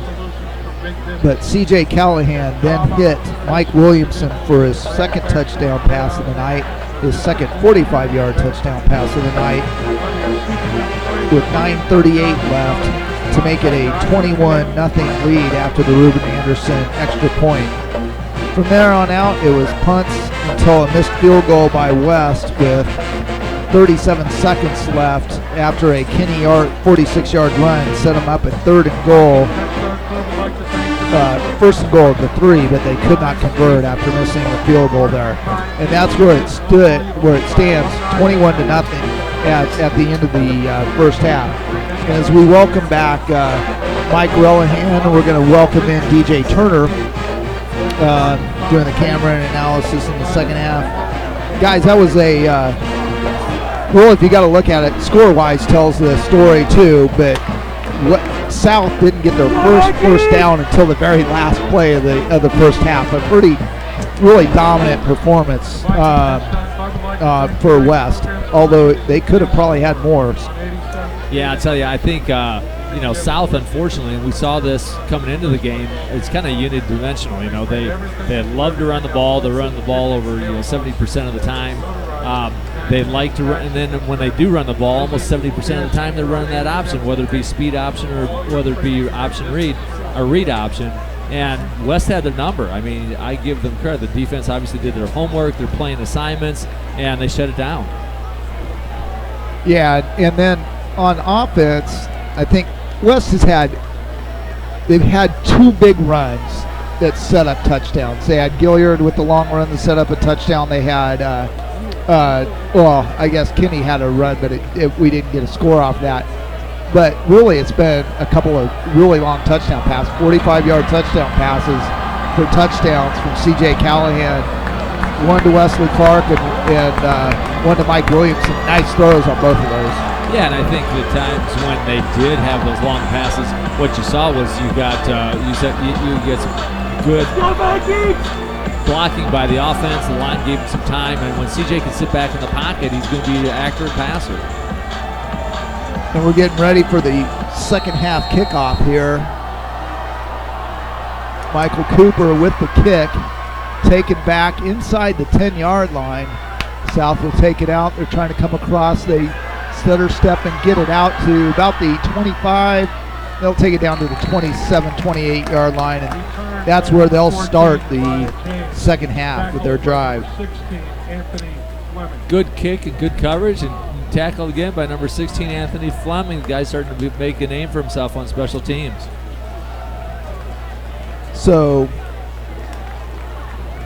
West kickoff. South will start with 11:52 left to go here at their own 28-yard line.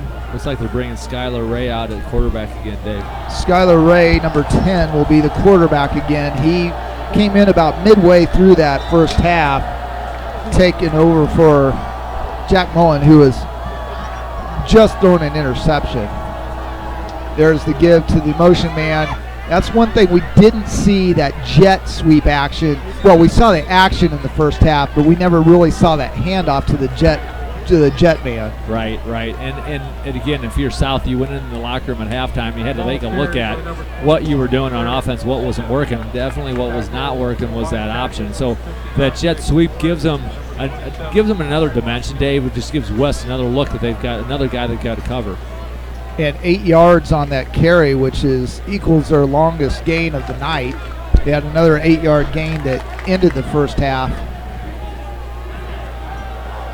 Ray in the pistol, offset pistol. Again, the jet motion, but they're going to give it. Nope, he's keeping it, coming around in. He gets the first down up to the 40-yard line. Ball carried by number 10. Lucas Jones with the tackle there, but not until Ray has his first down at the 40-yard line.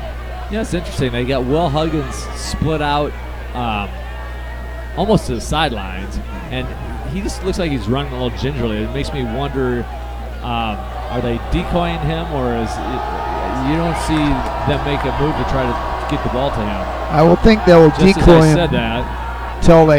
till they need to go back to him. And Spencer Ray takes it ahead for 4 yards and gets driven back there by a host of West tacklers. Yeah. They gave him to the 45-yard, fairly generous spot to the 45. They got maybe to the 44. Luke Jones, Wesley Clark, and Luke Jones lost his helmet. He's going to have to come off the field. And there's a little talking going on between him and Skylar Ray on that one. Looking at the replay in the booth, he got a very generous spot, at least a half yard to a yard.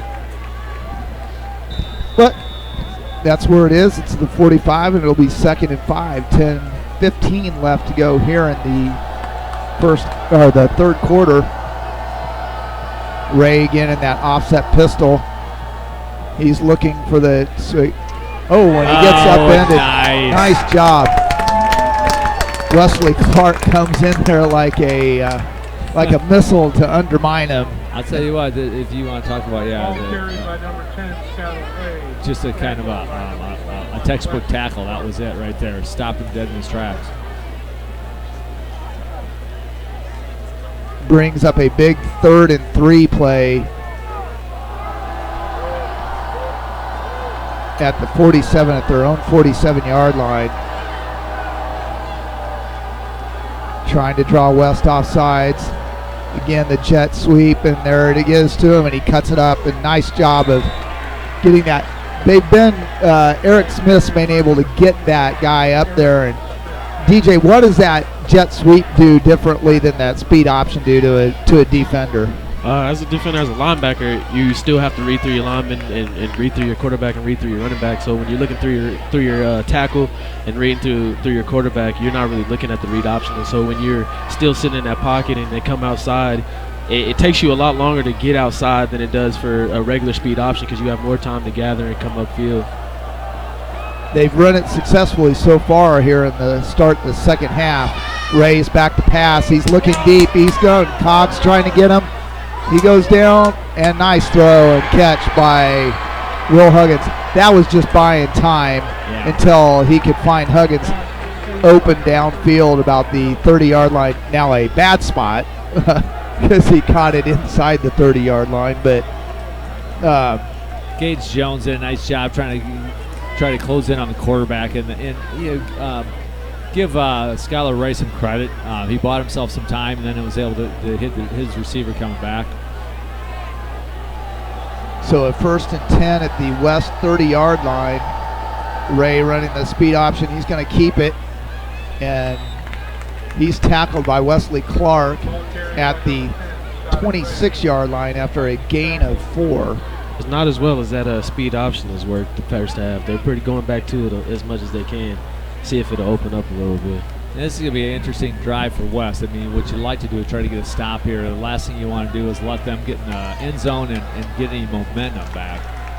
And this was what West happened last week, is they went into the halftime with all the momentum in the world and a 1-point lead, and it quickly turned around on them at the beginning of the third quarter. So we'll see if they can get a stop here. Ray looking to his right, nobody there, and he's being, he had a man.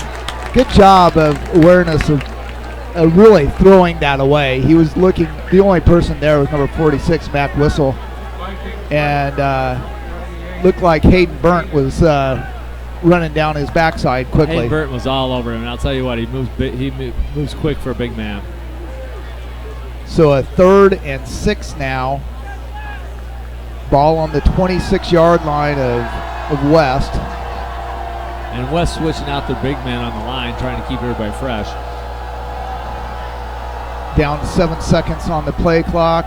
And there's the wide pitch. And it's not going anywhere. Nice. A great job right there. Is that Trayvon Gilliard making that? He read that all the way. Yeah. And sort of calf wrestled him down to the ground.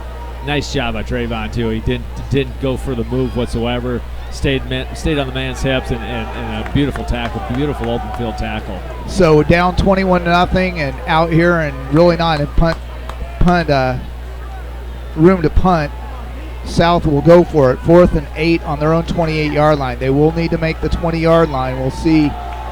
Look for Will Huggins. There you go. So number 77, Spencer Hill jumps on that far side, and they'll take him back 7 more. What I like to see here with West is they're doing so much of a better job in the past couple years, playing defense and make sure they get off the field on 3rd and 4th down and capitalizing on big plays. Maybe not as much as on offense, but on defense they're definitely getting off the field better. And we'll see. They need to get off the field here. 4th and 13 from the 33-yard line. Ray's back to pass, and he's just throwing it up to Huggins. And actually, that could have been offensive pass interference because Huggins just hit Lewis. Was that Lewis Bullock or Jalen Blewett? Yeah. That was Bullock. It's hard to see those numbers. That is Bullock. Yeah. Nice coverage. He was more of the receiver on that than Will Humphreys was, or Will Huggins was. Yeah, and I think you can tell that's not their style. It's not in their warm fuzzy spot for them to be passing and just kind of throwing the ball up there for grabs. So West will take over at the South 33-yard line, at the West 33-yard line, their own 33-yard line. 6:34 left to go here in the third quarter. West is going to run its own jet sweep action. Earl McDowell's cutting up in there, and he doesn't really get anything. He's taken down at the line of scrimmage. Nice play. Ball carried by number 2. But again, what I like about that is just showing a different look. We haven't run the jet sweep the whole first half. Now you throw that in there. It just gives them another look. One of the biggest things about that last drive, that took 5.5 minutes off the clock, and you didn't give up a score, and you got pretty good field position. So to take 5.5 minutes, you don't want to set. You're not in a run out the clock position right now. Right. You don't want to do that, but for them to take 5.5 off is great for you. And again, the jet sweep action, that's to Mike Williamson. He's just a lot of people around there. Both of those got not a lot of room to run through there. I was just going to make a comment. If you look down on that play, and if you look how the defense was playing, DJ, it was almost like they had 10 guys in the box. I mean, really, because of the formation the West lined up with, and because you only had the one wide receiver set, basically you've got, South is in a position right now, they've got to try to make something happen. They're trying to squeeze the line of scrimmage, and this might just be an opportunity to open things up a little bit, break them. Yeah, so 3rd and 11 on 32, their own 32-yard line. Callahan back in the shotgun. He's looking all the way for McDowell, trying to back shoulder it. Yeah. Actually, that was not a bad idea. I think he just didn't have quarterback and receiver just kind of were on the same page on that one. To me, that's one where McDowell was trying to run it a little slower downfield, where at first thought he was actually trying to go downfield, and then as he released off the back shoulder, I don't think he wasn't able to stick it hard enough to come back and really get back after the ball. So an incomplete pass will bring up a Reuben Anderson punt. Give credit to South on that one. I mean, they did what they needed to do on that one with the defense. Just I think we might get an encroachment call here, maybe.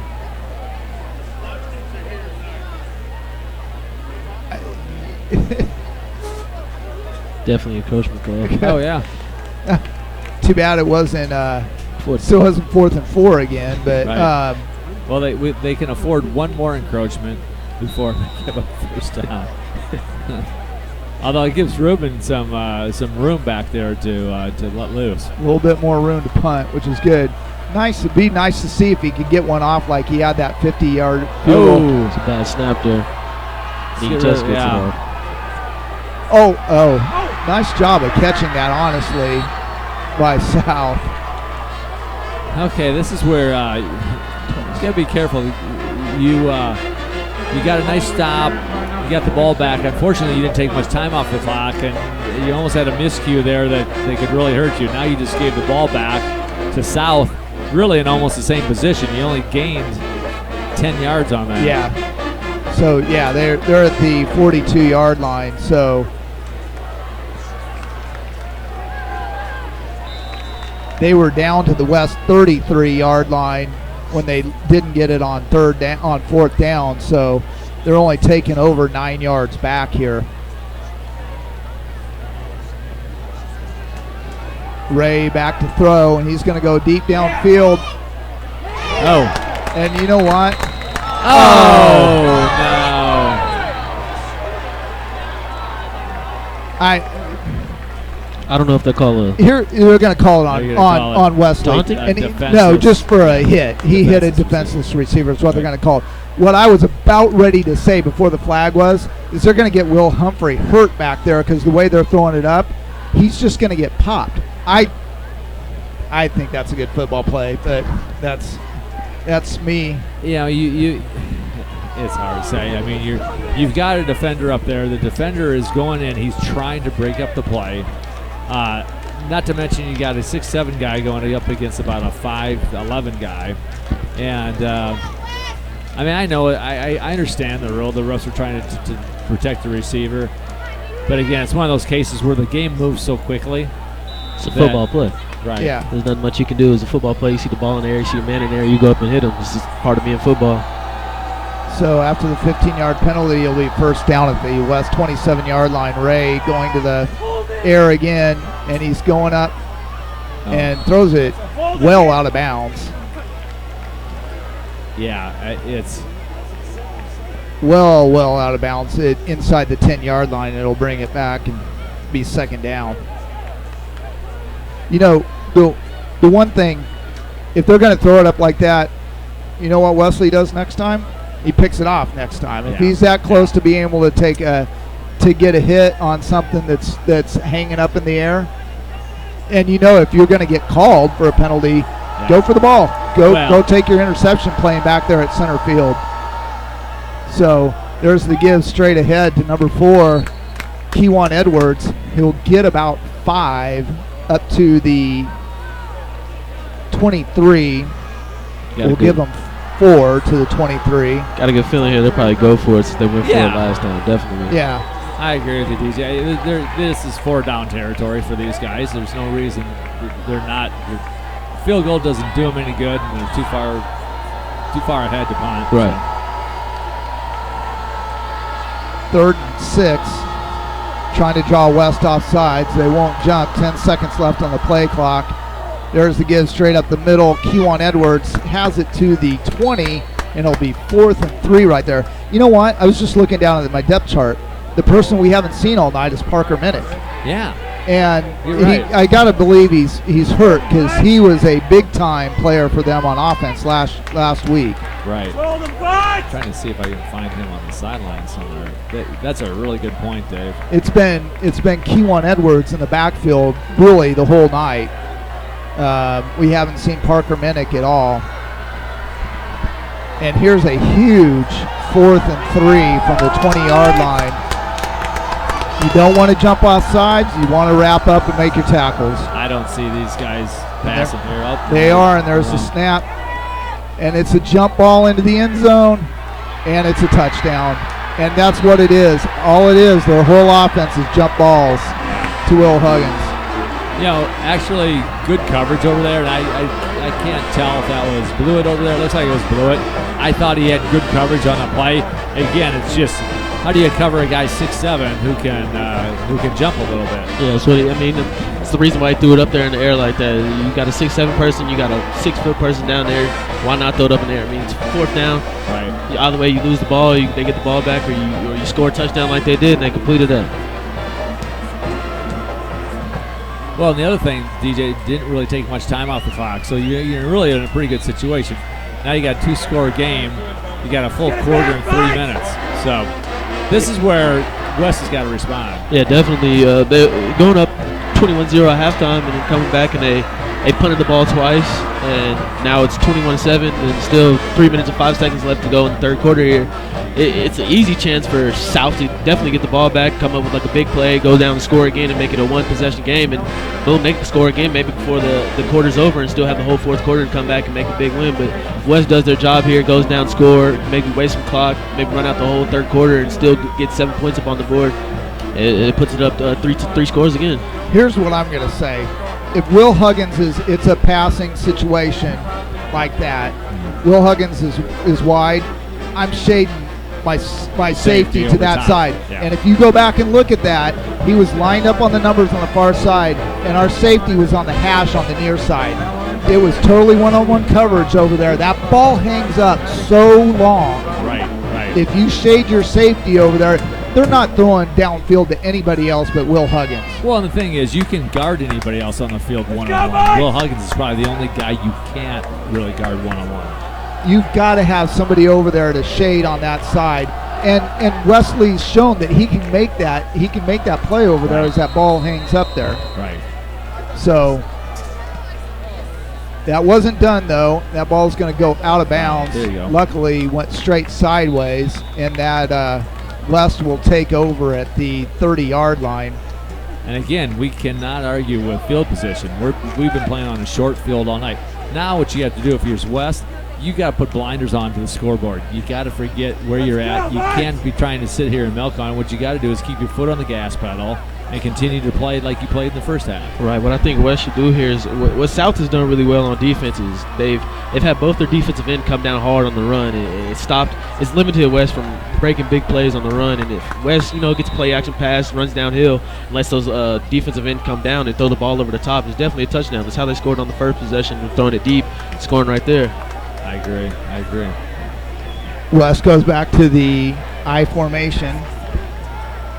There's the pitch wide, and Kenny's trying to get out wide, but he's not going to be able to get there. He's taken down by number 6, Brett Connor. Got a penalty on the far side. Yeah, we do have a penalty on the far side. We'll see what that is. It's going to be a personal foul. Maybe on CJ. I saw CJ Shannon over there, but I wasn't sure. Hopefully it's on. I'm not going to speculate. I don't know. I do believe it will be a 15-yard personal foul on West. Well, we're talking to South, so that's not a good sign. It was either on CJ Callahan there or Gage Jones with the two culprits that were standing over there by the ball when the flag was thrown. So, actually, it looks like it was a live ball, not a dead ball. Okay, block below the waist. So, it was a live ball, and it'll be 10 yards and repeat first down. So,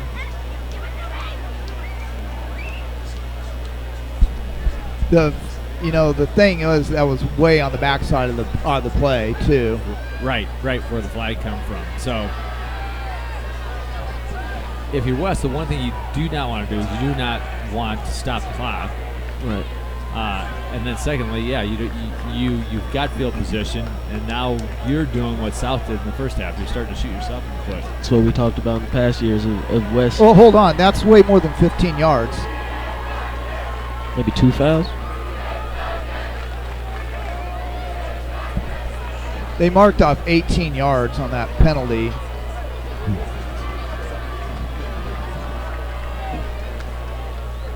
So they must have marked it from, it must have been 3 yards back in the backfield, and spot foul 3 yards back in the backfield. Well, it's funny because even the line, the marker moved it 15 yards. So West will start. There's the dive, the give to Luke Jones. He'll take it up to the 20-yard line for a gain of 2. I think on first down there, with so much field to cover on first down, I just don't see that being a good play to call on first down. I don't understand why you wouldn't take a shot down the field and maybe try to come up with big yardage. You've done a good job passing the ball down the sideline in this game, and it's on first down and a ways to go. Why not go for it? You got 3 downs left to go. Why not? Well, I understand what you're saying, and obviously I think from West's standpoint they don't want to stop the clock. But the other thing, I think there's a way to do that. I think you have a swing pass, or you have a check down pass, or something safe where you are moving the ball down the field, right, and you feel safe that you're not going to stop the clock. Give to Gilliard. He stopped right at the line of scrimmage. And just what we were talking about, a couple minutes ago, Mike, with South doing such a good job of sending their defensive ends to contain the outside containment on the run and coming straight downhill and filling all gaps for the run game. They've done a great job of containing West's run, this possession and all the other possessions as well. Well, the thing that you can feel it coming is you can feel the momentum changing here a little bit. Right. South gets a stop. We're well deep. They're going to get the ball back in great field position. So, again, that's the last thing you want to do is to let the momentum change. Oh. Unfortunately, a drop pass. It wouldn't have made a lot of yards, but it would have maybe 5 yards, but it would have kept the clock running and not stopped that with 1:14 left here to go. Well, you're a little bit fortunate too. The cornerback was tight on the play because the ball went right through Wesley Clark's hands, and if the guy's 5 yards away, that's a pick 6. Coming back up the backside, yeah. Ruben Anderson back inside his own 10-yard line to punt here, and he needs a good one if he can get one.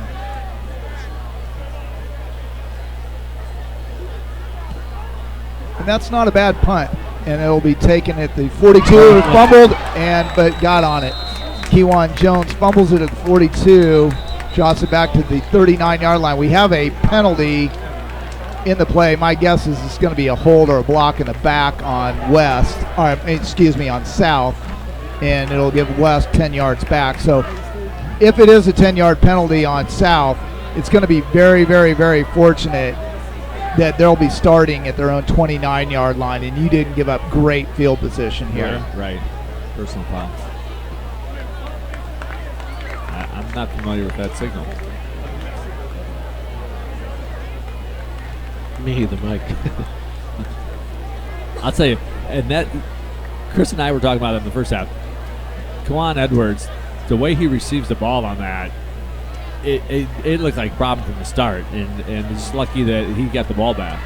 So a 15-yard penalty, South will take over at their own 24-yard line. So you didn't want to punt there, but if you were going to, it couldn't have went any better for West to have the field position flip like that. Very fortunate in that situation.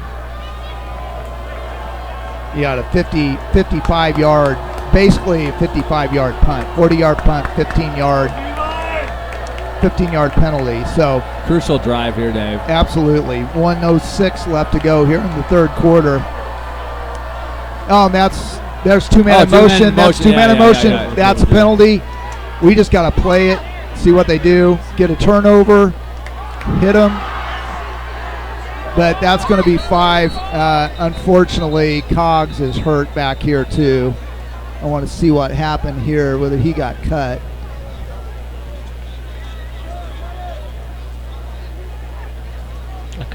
I think he got rolled up on number 77, rolled up on his backside. So let's just he hope got it's- hurt.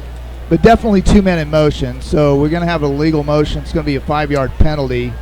Based on the way they're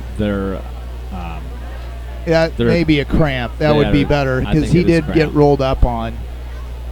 He was trying to pursue after that ball was thrown out to the left. He was trying to pursue and got rolled up on the back. looks scary at first. You're thinking, boy, last thing you want to see is a knee injury. But I do think the way they're attending to him, it is a cramp, which is That's they call it unsportsmanlike conduct.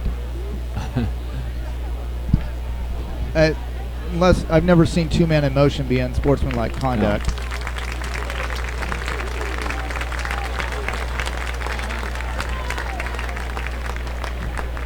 So we'll see here.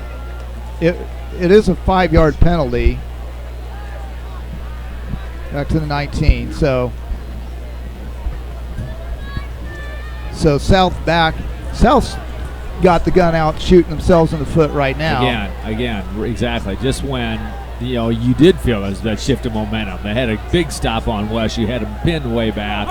Now all of a sudden they've got themselves pinned back. Now they're inside their own 20. And this is a big thing for West. And you're chewing up clock too. They can't. Not that there's not time, but 55 seconds. The clock starts again. Here's Ray back in the shotgun. It's 1st and 15. He's going to give straight ahead. Nice job. Wesley Clark's done a nice job of coming up from the safety position and filling and making some tackles in there. yeah, I'll tell you what. He's sitting back playing center field. It's not that difficult to read this offense. I mean, they've only have a few plays, and he's done a great job of really just filling those holes. 23 seconds left to go here. There's the fake. Ray's rolling out. He's going to just need to wrap up. Yeah, and keep him in bounds. Keep him in bounds. That's going to be the last play of the 3rd quarter. As we go to the 4th quarter, it's going to be 3rd and 6, a long 6 for Shawnee Mission South. And guys, West is 15 minutes away, or excuse me, I'm in college football mode. West is 12 minutes away from getting their first win here. They just got to buckle down and play well. That's what I was going to say. We're in unfamiliar territory. Thank God for the first time in 3 years. So that's the end of the 4th, or the end. I wish it was the end of the 4th quarter. That's the end of the 3rd quarter here at Shawnee Mission South District Stadium, with the Shawnee Mission West Vikings up 21-7 over the Shawnee Mission South Raiders. And we'll be right back after this timeout.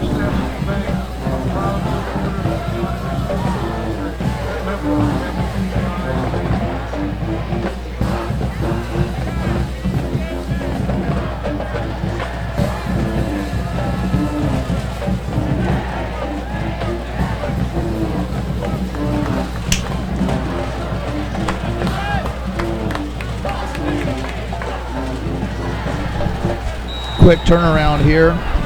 South takes over. We'll have 3rd and 6 from their own 28-yard line. They're back to pass. There's could be a hold, but they don't call it. Oh, wow. Catch. I'm going to say something, and it's probably not complimentary. If you're going to get beat passing, if you're going to get beat by a passing team, no shame in getting beat by a team that executes some passes.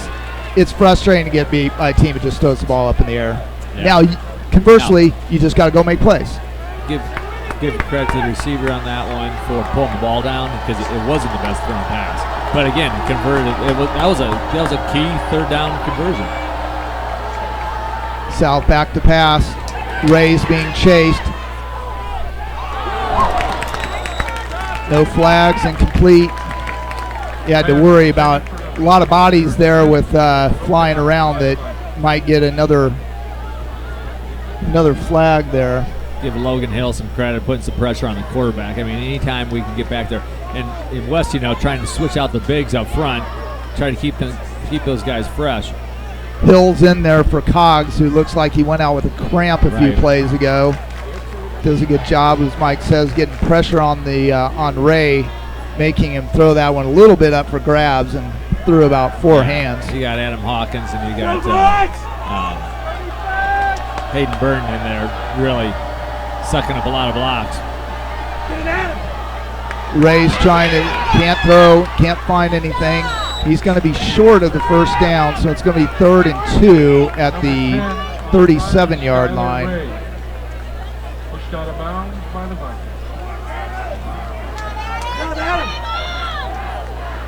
Big 3rd down play here. Kept the clock going, which is good. 10:55 left to go here in the game. South has the ball at the West 37-yard line. Got Caden Richardson in, Dave, kind of helping out a linebacker. So again, you've got, it's that time of game where guys are getting tired and fatigued, and we've got a lot of guys going both ways. So it's these guys that are important filling some of these. That's going to be an illegal procedure. This is going to take up a 3rd and 2 to 3rd and 7. And just when we're back to talking about Mike and Dave, South goes up for a big play, gets a big play, passing play downfield. And, maybe gets a little short gain here by the quarterback, and boom, shoots himself in the foot again, and it goes backwards and down. Now it's 3rd down. You got not a lot more field, but more field to cover, and it's most likely maybe not get the first down here. And with 10 minutes left, you definitely need a score to put up, before, because West has done a good job of cutting a lot of time off the clock this possession or this game, and it's really hurt South a lot. Oh, great play! Mike Williamson comes untouched from the left or the right side.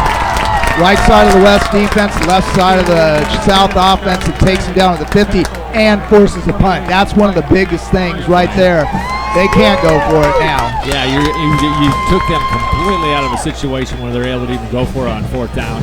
Give West credit for dialing up the blitz and Mike Williamson for doing a great job of getting the quarterback down.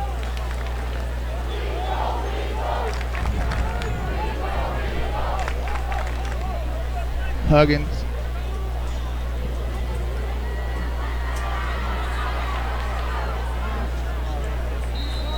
Huggins with that punt. Wesley Clark with the return. West will take over at the 20-yard line, their own 20-yard line. I tell you what, DJ, you talked about that.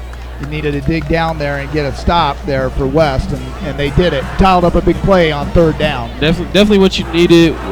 Being up 2 touchdowns in the 4th quarter, it's not a big momentum change there, but it definitely is a momentum change for West to come down and maybe go get another touchdown on the board and go up another touchdown for a 3-possession lead going down, count down the time in the 4th quarter.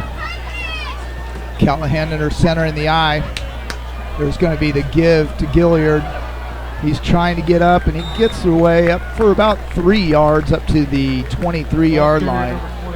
And this is the fine line too. You want to run some clock, but you don't want to go into a 4 corners offense. Right. No. And again, the positive thing is you got South shooting themselves in the foot. They're making their own mistakes. At this point, just execute. Execute your offense. Don't make any mistakes. Keep the ball moving positive. Hey, if you're gaining 3 yards, you gain 3 yards on that play. 3 yards. You're going to be getting first downs. Is it me, or is this clock running about as slow as a clock could ever run? 8:53 left to go here in the game. West up 21-7. There's the give straight forward, and I tell you what, that was wide open. Number 55, Ben Donaher, he wasn't fooled at all on that play. Definitely must have been a miscue on a block there by the offensive lineman, because when I say the gap was as big as a Mack truck, he came through there clean space. No, and thank God we didn't fumble, because it was right on the exchange. He basically was there for the exchange. Yeah, if CJ would have pulled that ball, there would probably been a little bit more chance of him fumbling that or muffing that up a little bit. No gain on the play.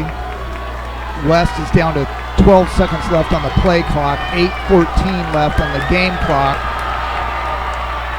Callahan tries to get him off sides, doesn't get him.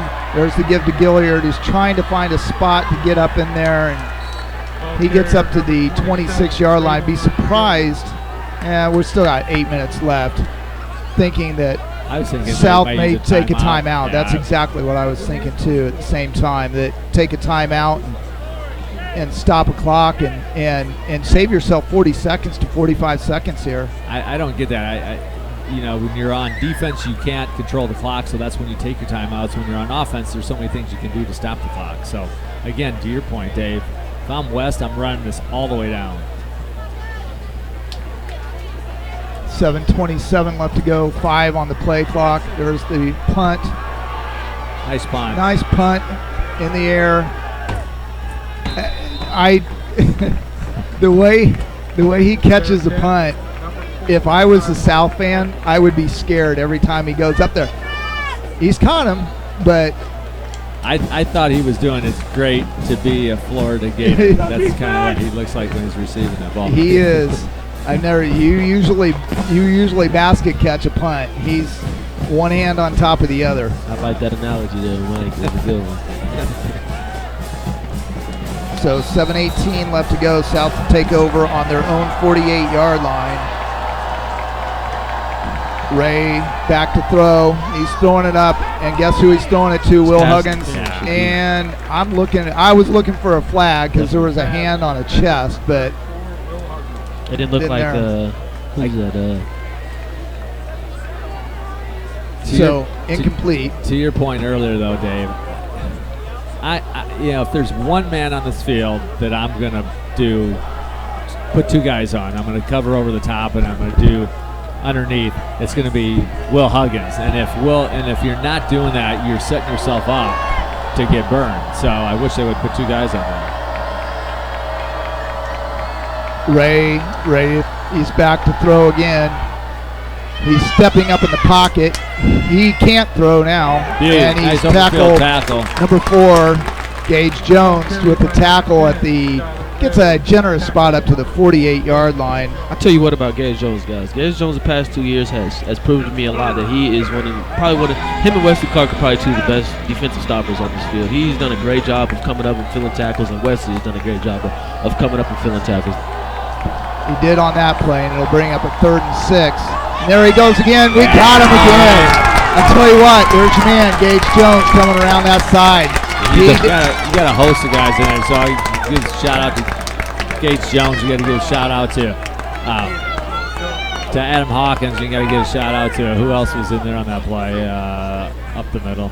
Forcing another punt, although hold your water and make sure you don't go offsides. And offsides won't kill you, but right. You gotta do that, and then you just got to block on this punt. Okay, I don't understand that. Don't stay away from it. Yeah, he's got to stay away. Wesley, don't play. Inside the 10-yard line, right at the 9. So a nice punt there.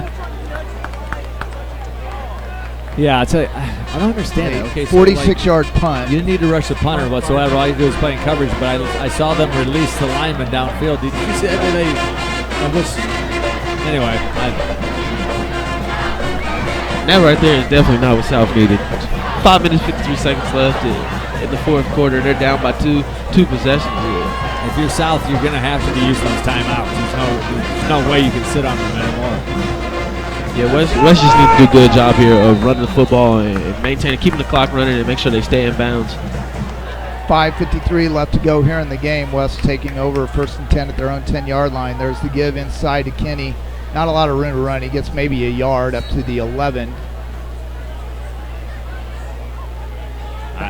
They're sitting on their timeouts. I don't get it. I don't know why you would be using a timeout here.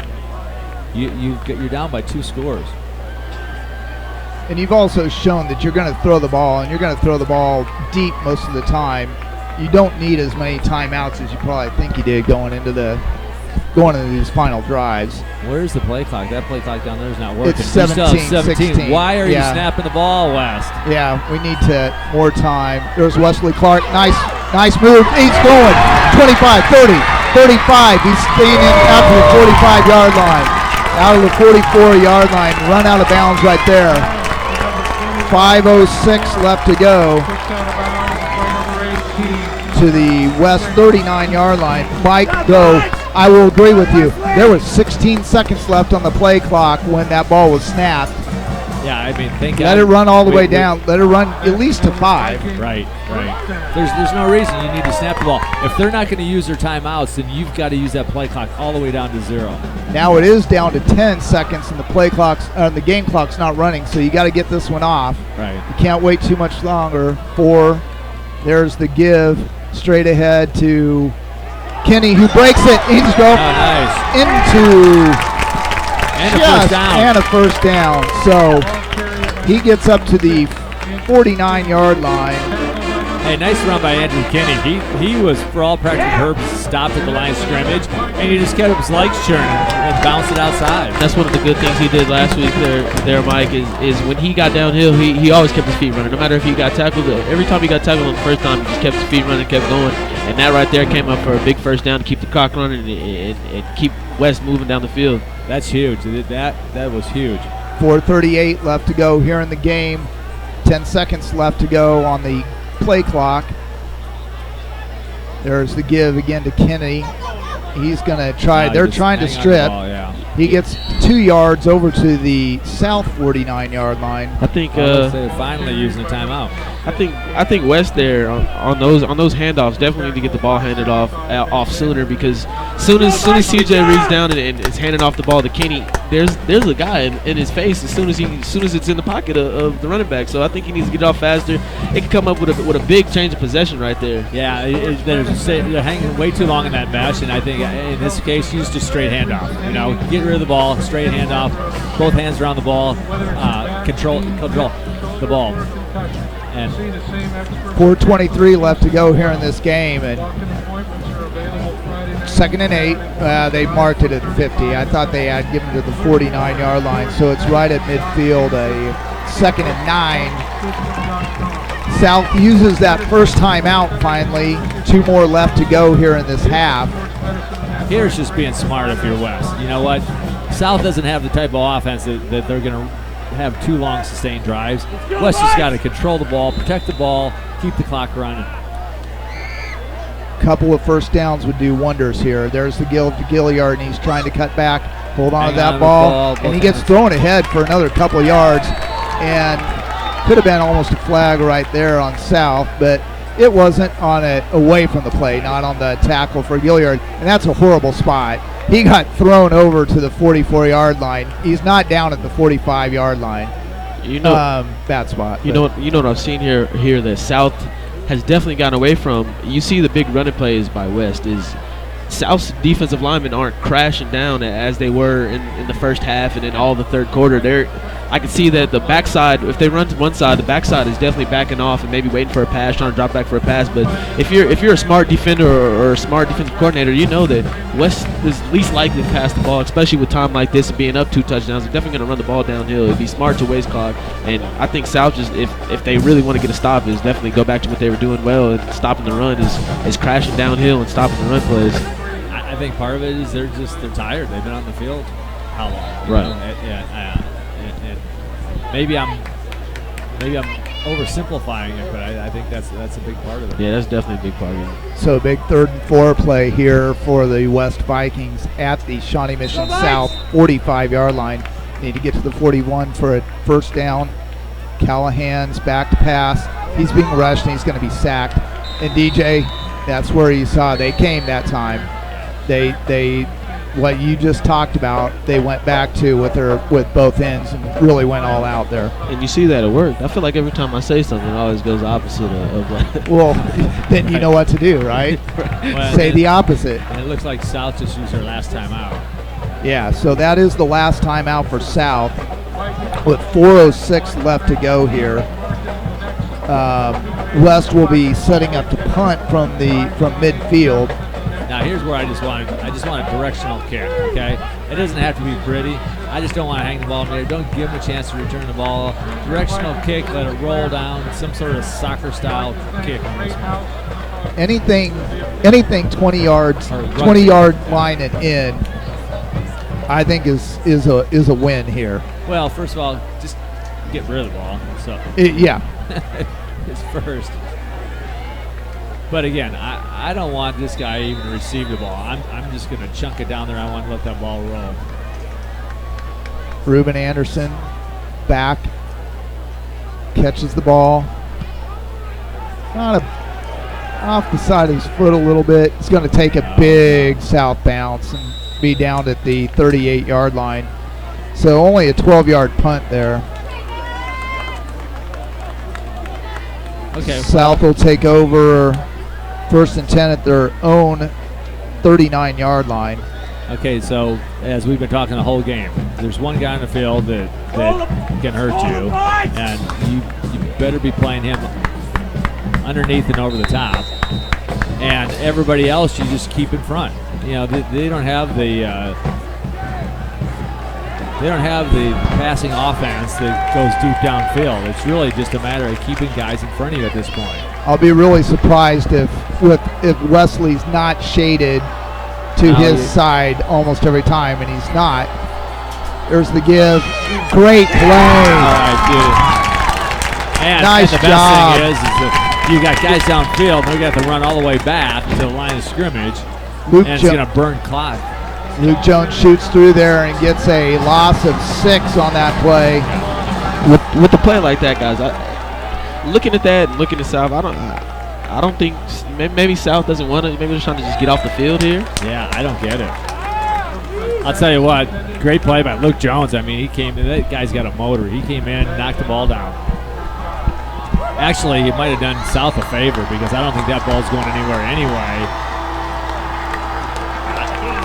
So a third down and 16 at the 33-yard line. South's looking to throw, as we knew they would be. They're looking for Huggins on the post. Nice. Oh, there you go. Incomplete. Yeah. Very nice throw. Actually, that was a very, very catchable ball and should have been caught. It would have still been about 4 yards short of the first down, but would have given him a very makeable 4th down. Right. Yeah, Eric Smith came up short for his team there with the drop pass.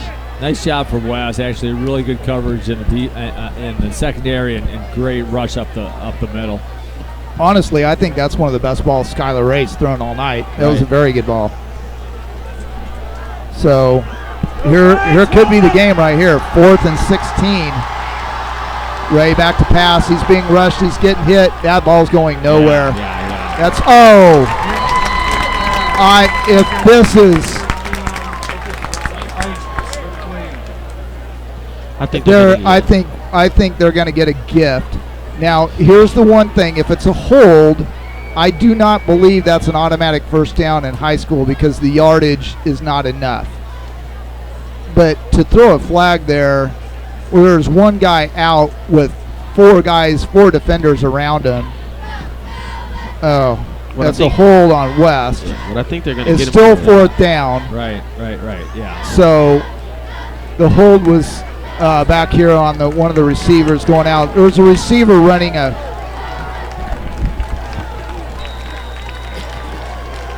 Yeah, I think they're going to get him for putting hands on the jersey there while he was running down the field. So another big 4th down, 4th and 6 this time. That swing pass, really nice call. Yeah. And he's got his first down out at the. Wow, they give him got out at the 45-yard line. So. Ball carrier number 4. And again, you don't want to be giving up the first down, but if you're going to give up yardage, give them up in small chunks. Let them continue to burn the clock. So South has first down. They convert the 4th down. They'll have first down at the West 45-yard line. Clock not running at 3:11 as he went out of bounds. He's trying to go down. That ball is going to be up and thrown way over. Still, I'd like to see our guys giving a little bit more cushion out there. I don't want to be running stride for stride with them. I want them to be 5 yards beyond them. I think the thing is right there is what you're saying, Mike, is definitely a good point. I think what Wesley's doing, he's coming too far inside when they're running up the field. So when he's too far inside, is that receiver already has him, a step on him. So he has, playing catch up along with the corner still sitting there with him as well. Ray back to pass. He's rolling out to his left. He's getting down. Gates Jones. That's going to be a penalty back on 77. Yeah. He can't call a horse collar here. If he calls a horse collar, no, I think the flag came out before the tackle. At least it appeared that way. He threw the flag as he was extending his hands. It's a hold back here on number 77. Tell you what, DJ, you've talked about Gage Jones a couple times. He was running as fast as he probably has ever run in his life to get that man. Oh yeah, he was giving us all there. He's making sure that they didn't get that first down or even come close to completing a pass there. Gage Jones has just been a force to be reckoned with on the field today. It's good to see. And that was 5 yards deep in the backfield, which results basically in a 15-yard penalty. So it'll be 2nd and 25 from the 40-yard line. South all the way back to their own 40. Need to get to the West 35. Nice throw, and they got it. They got their first down. That's a really nice throw. It was. You know, he has thrown some good balls tonight when he's not asked to just try to go heave it downfield. Well, and I think you saw there what we did was we just went with the 3-man rush, and we were playing a little prevent, which, again, I can't fault that. I do like when we do stunt, bring one guy like Gage Jones or somebody. That's a hold, but they don't call it. Yes. No, that's Wesley Clark. We've talked about that all night long. Have Wesley Clark shade that side of the field and let him play center field. He got called for a hit on one, and you go, if they're going to call you on a hit on that, go for the ball next time and intercept it when you're out there. And he got it. Big play by Wesley Clark. Played very well, and again, Wesley Clark reading the quarterback's eyes on that one, coming in over the top and just picking that one off. So West will take over. 2:19 left to go in this game. South has no timeouts. Now it's just be smart. South's going to be a little chippy. Don't be drawn into any penalties. Yes, no reason to stop the clock unless it stops the clock for a first down to set the ball. Callahan in the eye, give right to Luke Jones, right up the middle. He's got about a yard up to the 10-yard line. Yeah. I mean, as much as you want to be West and West clock here and definitely hand the ball off, I think you probably could have wasted more time. If he would have pulled that ball, I think you could have saw a lot more yards and a lot more time wasted off that play. Yeah, another guy cramping up here. That might be. I think that's Luke Jones still down there on the ground. Actually, no. It's hard to say. I think might be Jacob Port. But again, thankfully, it just looks like a cramp. It's either, I think, Jacob or Brady Huff. It's either 59 or 56, I believe.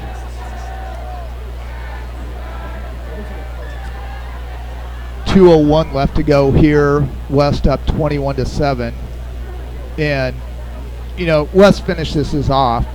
If they finish this off, be good doing this without really any offense in the second half. 1, 2, 3, 4. This is their fifth possession. They've punted on their previous 4 possessions.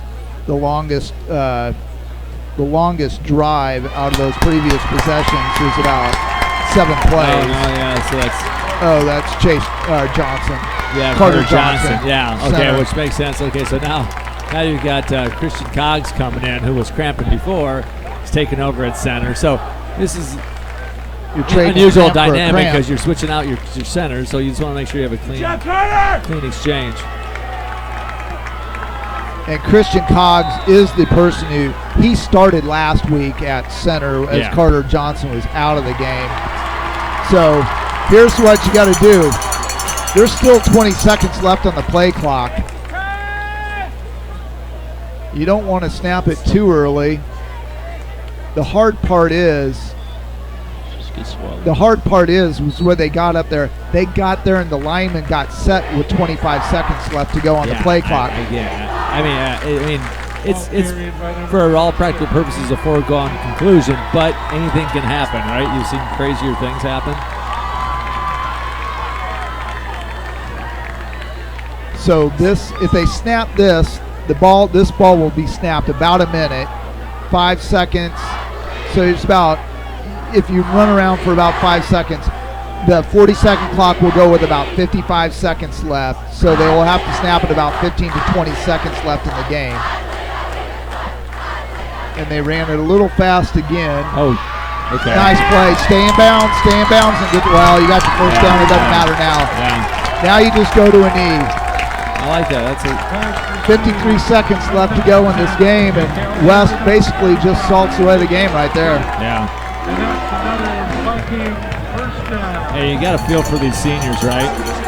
You got to feel very good for them. That's, I tell you what, guys, this is our 4th year of doing this, and I'd be lying to tell you if the last couple of years weren't difficult. And it's really, really nice to see these guys, because a lot of these guys, this first year that started, they were sophomores, and a lot of these guys played. Right. And it's really nice to be able to see them come away here with a win here at home. Right. 50 seconds left. They'll have to go to a knee one more time. They'll have to snap it one more time and go to a knee. Wesley Clark's going to play a deep safety on this one on offense. You know, and a good win when you consider what happened last week. It was it's a disappointing loss last week. You scored 33 points and you lose the game. And what about that defense who comes back after a week ago giving up 49 points and only giving up 7 this week to a team that scored 35 last week? So as you hear the crowd, a big win for the West Vikings over Shawnee Mission South, 21-7.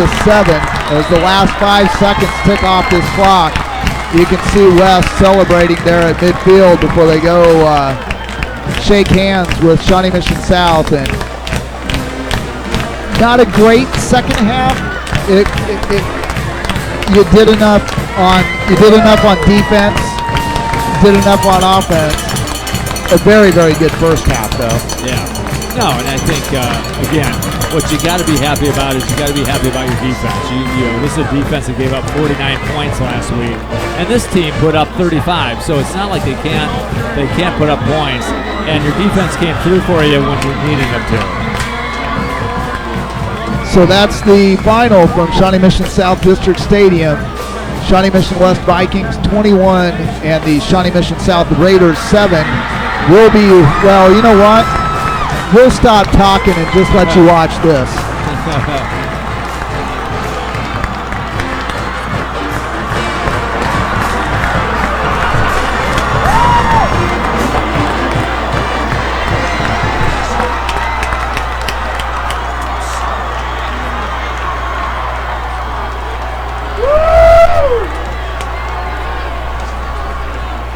You got to feel good for the seniors. You got to feel good for the whole student body, too. Right. Yeah, you know what? And it's a good show out. It's good to see the kids come out and support the team and be so supportive.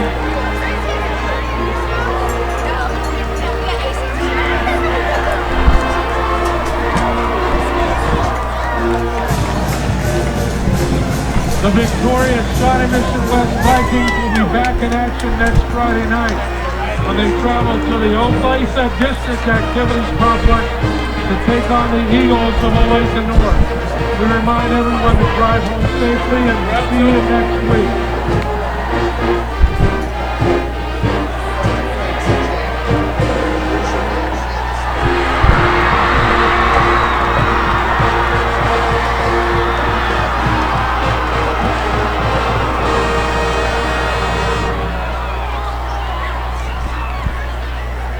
Second half stats here.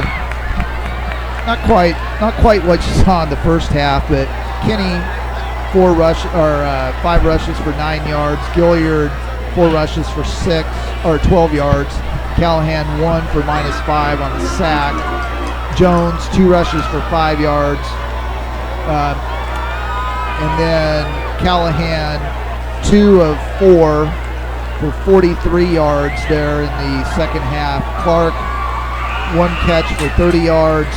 Luke Jones 1 catch for 13 yards, and a big 13-yarder one. That one was as it sealed the victory for West. For South, 7 yards for number 21 Eric Smith on 4 rushes. 13 yards on 8 carries for number 10, Skylar Ray, and Kewan Edwards with 21 carries on 4 rushes.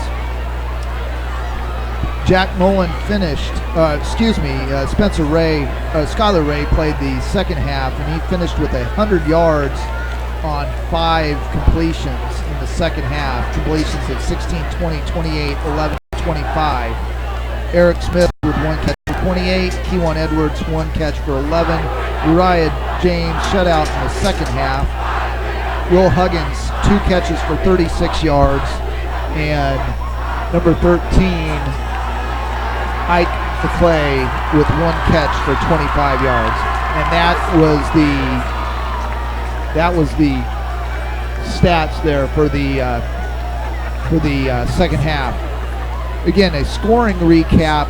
We'll go back for the whole game because the scoring recap of the second half is really short. For the first game, a 45-yard touchdown pass from C.J. Callahan to Wesley Clark with 5:30 left to go in the first quarter, made it a 7-0 ball game after a Reuben Anderson extra point. 2 possessions later, Luke Jones goes in from 2 yards out with 17 seconds left to go in the first quarter to make it 14-0. And then the scoring was closed out in the second half, or the first half in the second quarter, with 9:38 left to go in the first half. C.J. Callahan to Mike Williamson for 45 yards, touchdown, and another Reuben Anderson extra point made it 21-0, and that's where West goes in at halftime. The second week in a row that West has scored 21 points in the first half. The only scoring in the whole second half was a 21-yard Spencer Ray to Huggins touchdown pass with 3:05 left to go in the third quarter, making it 21-7.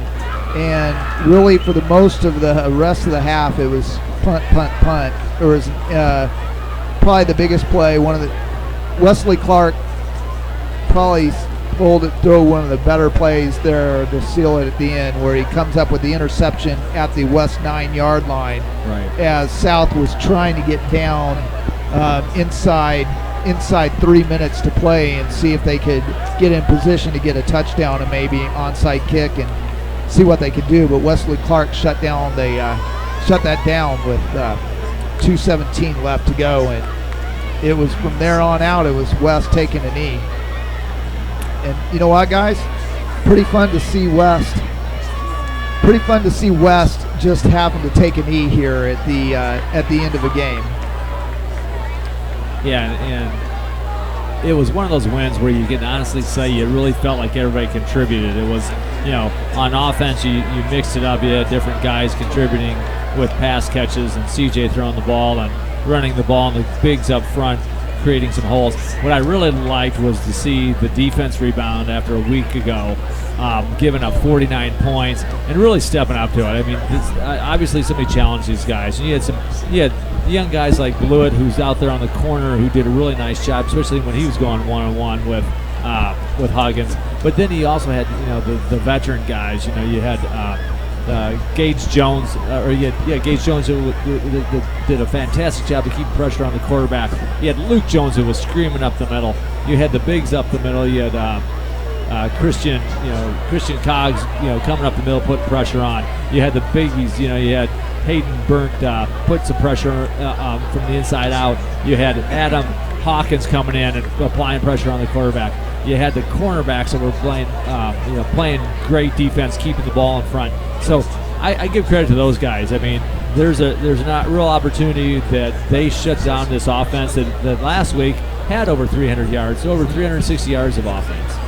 DJ, one of the things that I think West did differently, they actually probably played better defense, team defense in the first half. They really defended that speed option really well and only gave it 1 first down at the last play of the half. But when it counted there, really on the line, they dialed up some pressure and some blitzes there from the outside, made some big plays. Yeah. West did a really good job in the first half, I think. But second half, I think second half they did a lot better than they did first half due to a lot more pressure on the quarterback. Maybe not as much run stoppers going down there, but they did a lot more pressure on the quarterback, which is what South was trying to get into a lot of the second half, was throwing the ball downfield. And Gage Jones, Wesley Clark, and Mikey Williamson did a great job of getting to the quarterback and coming up with big plays also on the defensive side of the ball. And I think they did a better job in the second half due to rushing the quarterback and creating bad throws and just run stopping and everything like that. Yeah. So you really got to hand it to him. And the deal, like I said, you didn't want it to be a four corners offense where you're just running out. It would have been nice to put some more points up there, but the defense did what they needed to do, and they really did get some stops deep where South had driven deep into West territory, once to the 20-yard line, once to the 26-yard line, another time to midfield, and there at the end to the 35-yard line before that interception. So they drove in there all that time and only gave up one score in 5 drives. It went fairly deep into West territory. No, and I think the other thing, in retrospect, looking back over the game, that the West teams from the last couple of years, what you saw was almost on a weekly basis giving up 100 yards of penalties. And I don't know what we had tonight, but I really think we kept it under 50. And so in the end there, when the pressure was being put on them, they didn't self-implode. They kept their composure. They played good defense. They made the big plays when they had to. And really it was South that was crumbling when they needed to play. You know what I think the big thing about that is for the first time in a while, West wasn't trying to come back from being down, which helps, as a player. It helps your head, keep your mind right, make sure, what I'm saying, you don't give up a bad penalty. But when you're playing from behind and trying to come back, you're like, oh, let me give 110% effort, but then you something bad happens and you're like, all right, I'm about to start something right here, get a little more, you got a lot more drive when you're trying to come back than you do. You're still giving 100% when you're up, but you're still trying to keep your head and make sure nothing bad goes wrong. And we talked about that. They had to play. We had to see how they handled success tonight. They haven't been in that position. Last week they got back in, went up at halftime, and they didn't handle it, honestly, all that well, because Northwest came back out and quickly got back on top there in the beginning of the third quarter. West did a good job, DJ, as you said. They played from ahead, didn't get the points they probably wanted to in the second half, but really controlled this game from start to finish. Yeah, and one thing South did that kind of shot themselves in the foot is first half they brought a lot of pressure on the run and was coming downhill and making big plays on the run and rushing the quarterback. And second half you could see, being on the field so long in the first half and being on the field so long in the third quarter, that they kind of got away from what they were doing, backing up a little bit, not being as aggressive as they were, and it created a lot more gaps for the running back. It created a lot more gaps for CJ to get the ball downfield to his playmakers, and it just kind of really threw South off their game and gave West a lot more leeway to run out the clock. They didn't put up points, but it gave West a lot more leeway to run out the clock and keep the ball moving downfield. You know what's the best thing too? Well, not the best thing. The best thing's the win, but really good thing. This game only took about 2 hours and 15 minutes, so it gives us plenty of time to get something to eat and have a celebratory beverage. All right, yeah, that works for me. I like that. You got to like that. So, and it's been a little while since we've been able to have that celebratory beverage, so it will taste good tonight. So, I tell you what, enjoy this and everything. Next week we'll talk real quick about that. It gets much more difficult as West goes to ODAC to take on the Olathe North Eagles, and that's going to be a big task. Yeah. They beat West twice last year. Won the first game, the regular season game, 51-14, and Andre Bruce is going to be back there. They lost Damian Sanchez, who graduated and went to Butler. But they're going to be a really good team. Yeah, Olathe North has Arlen Bruce's. I can't even put into words what Arlen Bruce is. Arlen Bruce is all feet, is what I'll give him. He threw a lot of passing yards against us last year in the playoff game where he threw for a lot of passing yards. But his feet is what makes him so good at what he does. And it's really outstanding how elusive he is in the pocket and how elusive he gets out the pocket, still looking downfield and creates big plays. Well, last year, he played quarterback last year, but his freshman year, he ran for 100 yards against us as a running back, as a true freshman running back. Right. Well, I guess you're only true freshman in high school. Nobody redshirts in high school, do they? No. You might a little bit. Yeah. Well, not voluntarily, probably, but we'll see. All righty. Well, tell you what, guys, good win, and it's really good to say that. And as Mike, as you said, you really feel happy for these seniors and what they got to celebrate with their fellow students tonight. It was fun to see. Yeah. It just neat to see the kids out in the field and kind of lingering around and enjoying the night. And that's what high school football is all about. It's a game of emotions, and let them enjoy this tonight. They deserve it. It's been a long time coming, and let's just let's enjoy it tonight. Let's have that 24-hour road, because I'll tell you what, the Olathe North is not going to sit back and let West come waltzing into their home field and try to take over the game. They absolutely will not do that. So that'll put a wrap on tonight. 21-7. The Vikings get the win over the Shawnee Mission South Raiders. And for Mike Rillahan, Chris Turner, DJ Turner, and young Walker, young Skywalker, and Mr. and little Brevin Turner. That didn't mean that. Doing stats, so we really thank them for the stats tonight. This is David Compton saying good night from a pretty happy South Stadium. And Mike, what do we always say, win, lose, or draw? It's the first time that I can honestly say West is best in the last 2 years, and it means something. So West is best. On the scoreboard, Good night, it definitely does. Good night.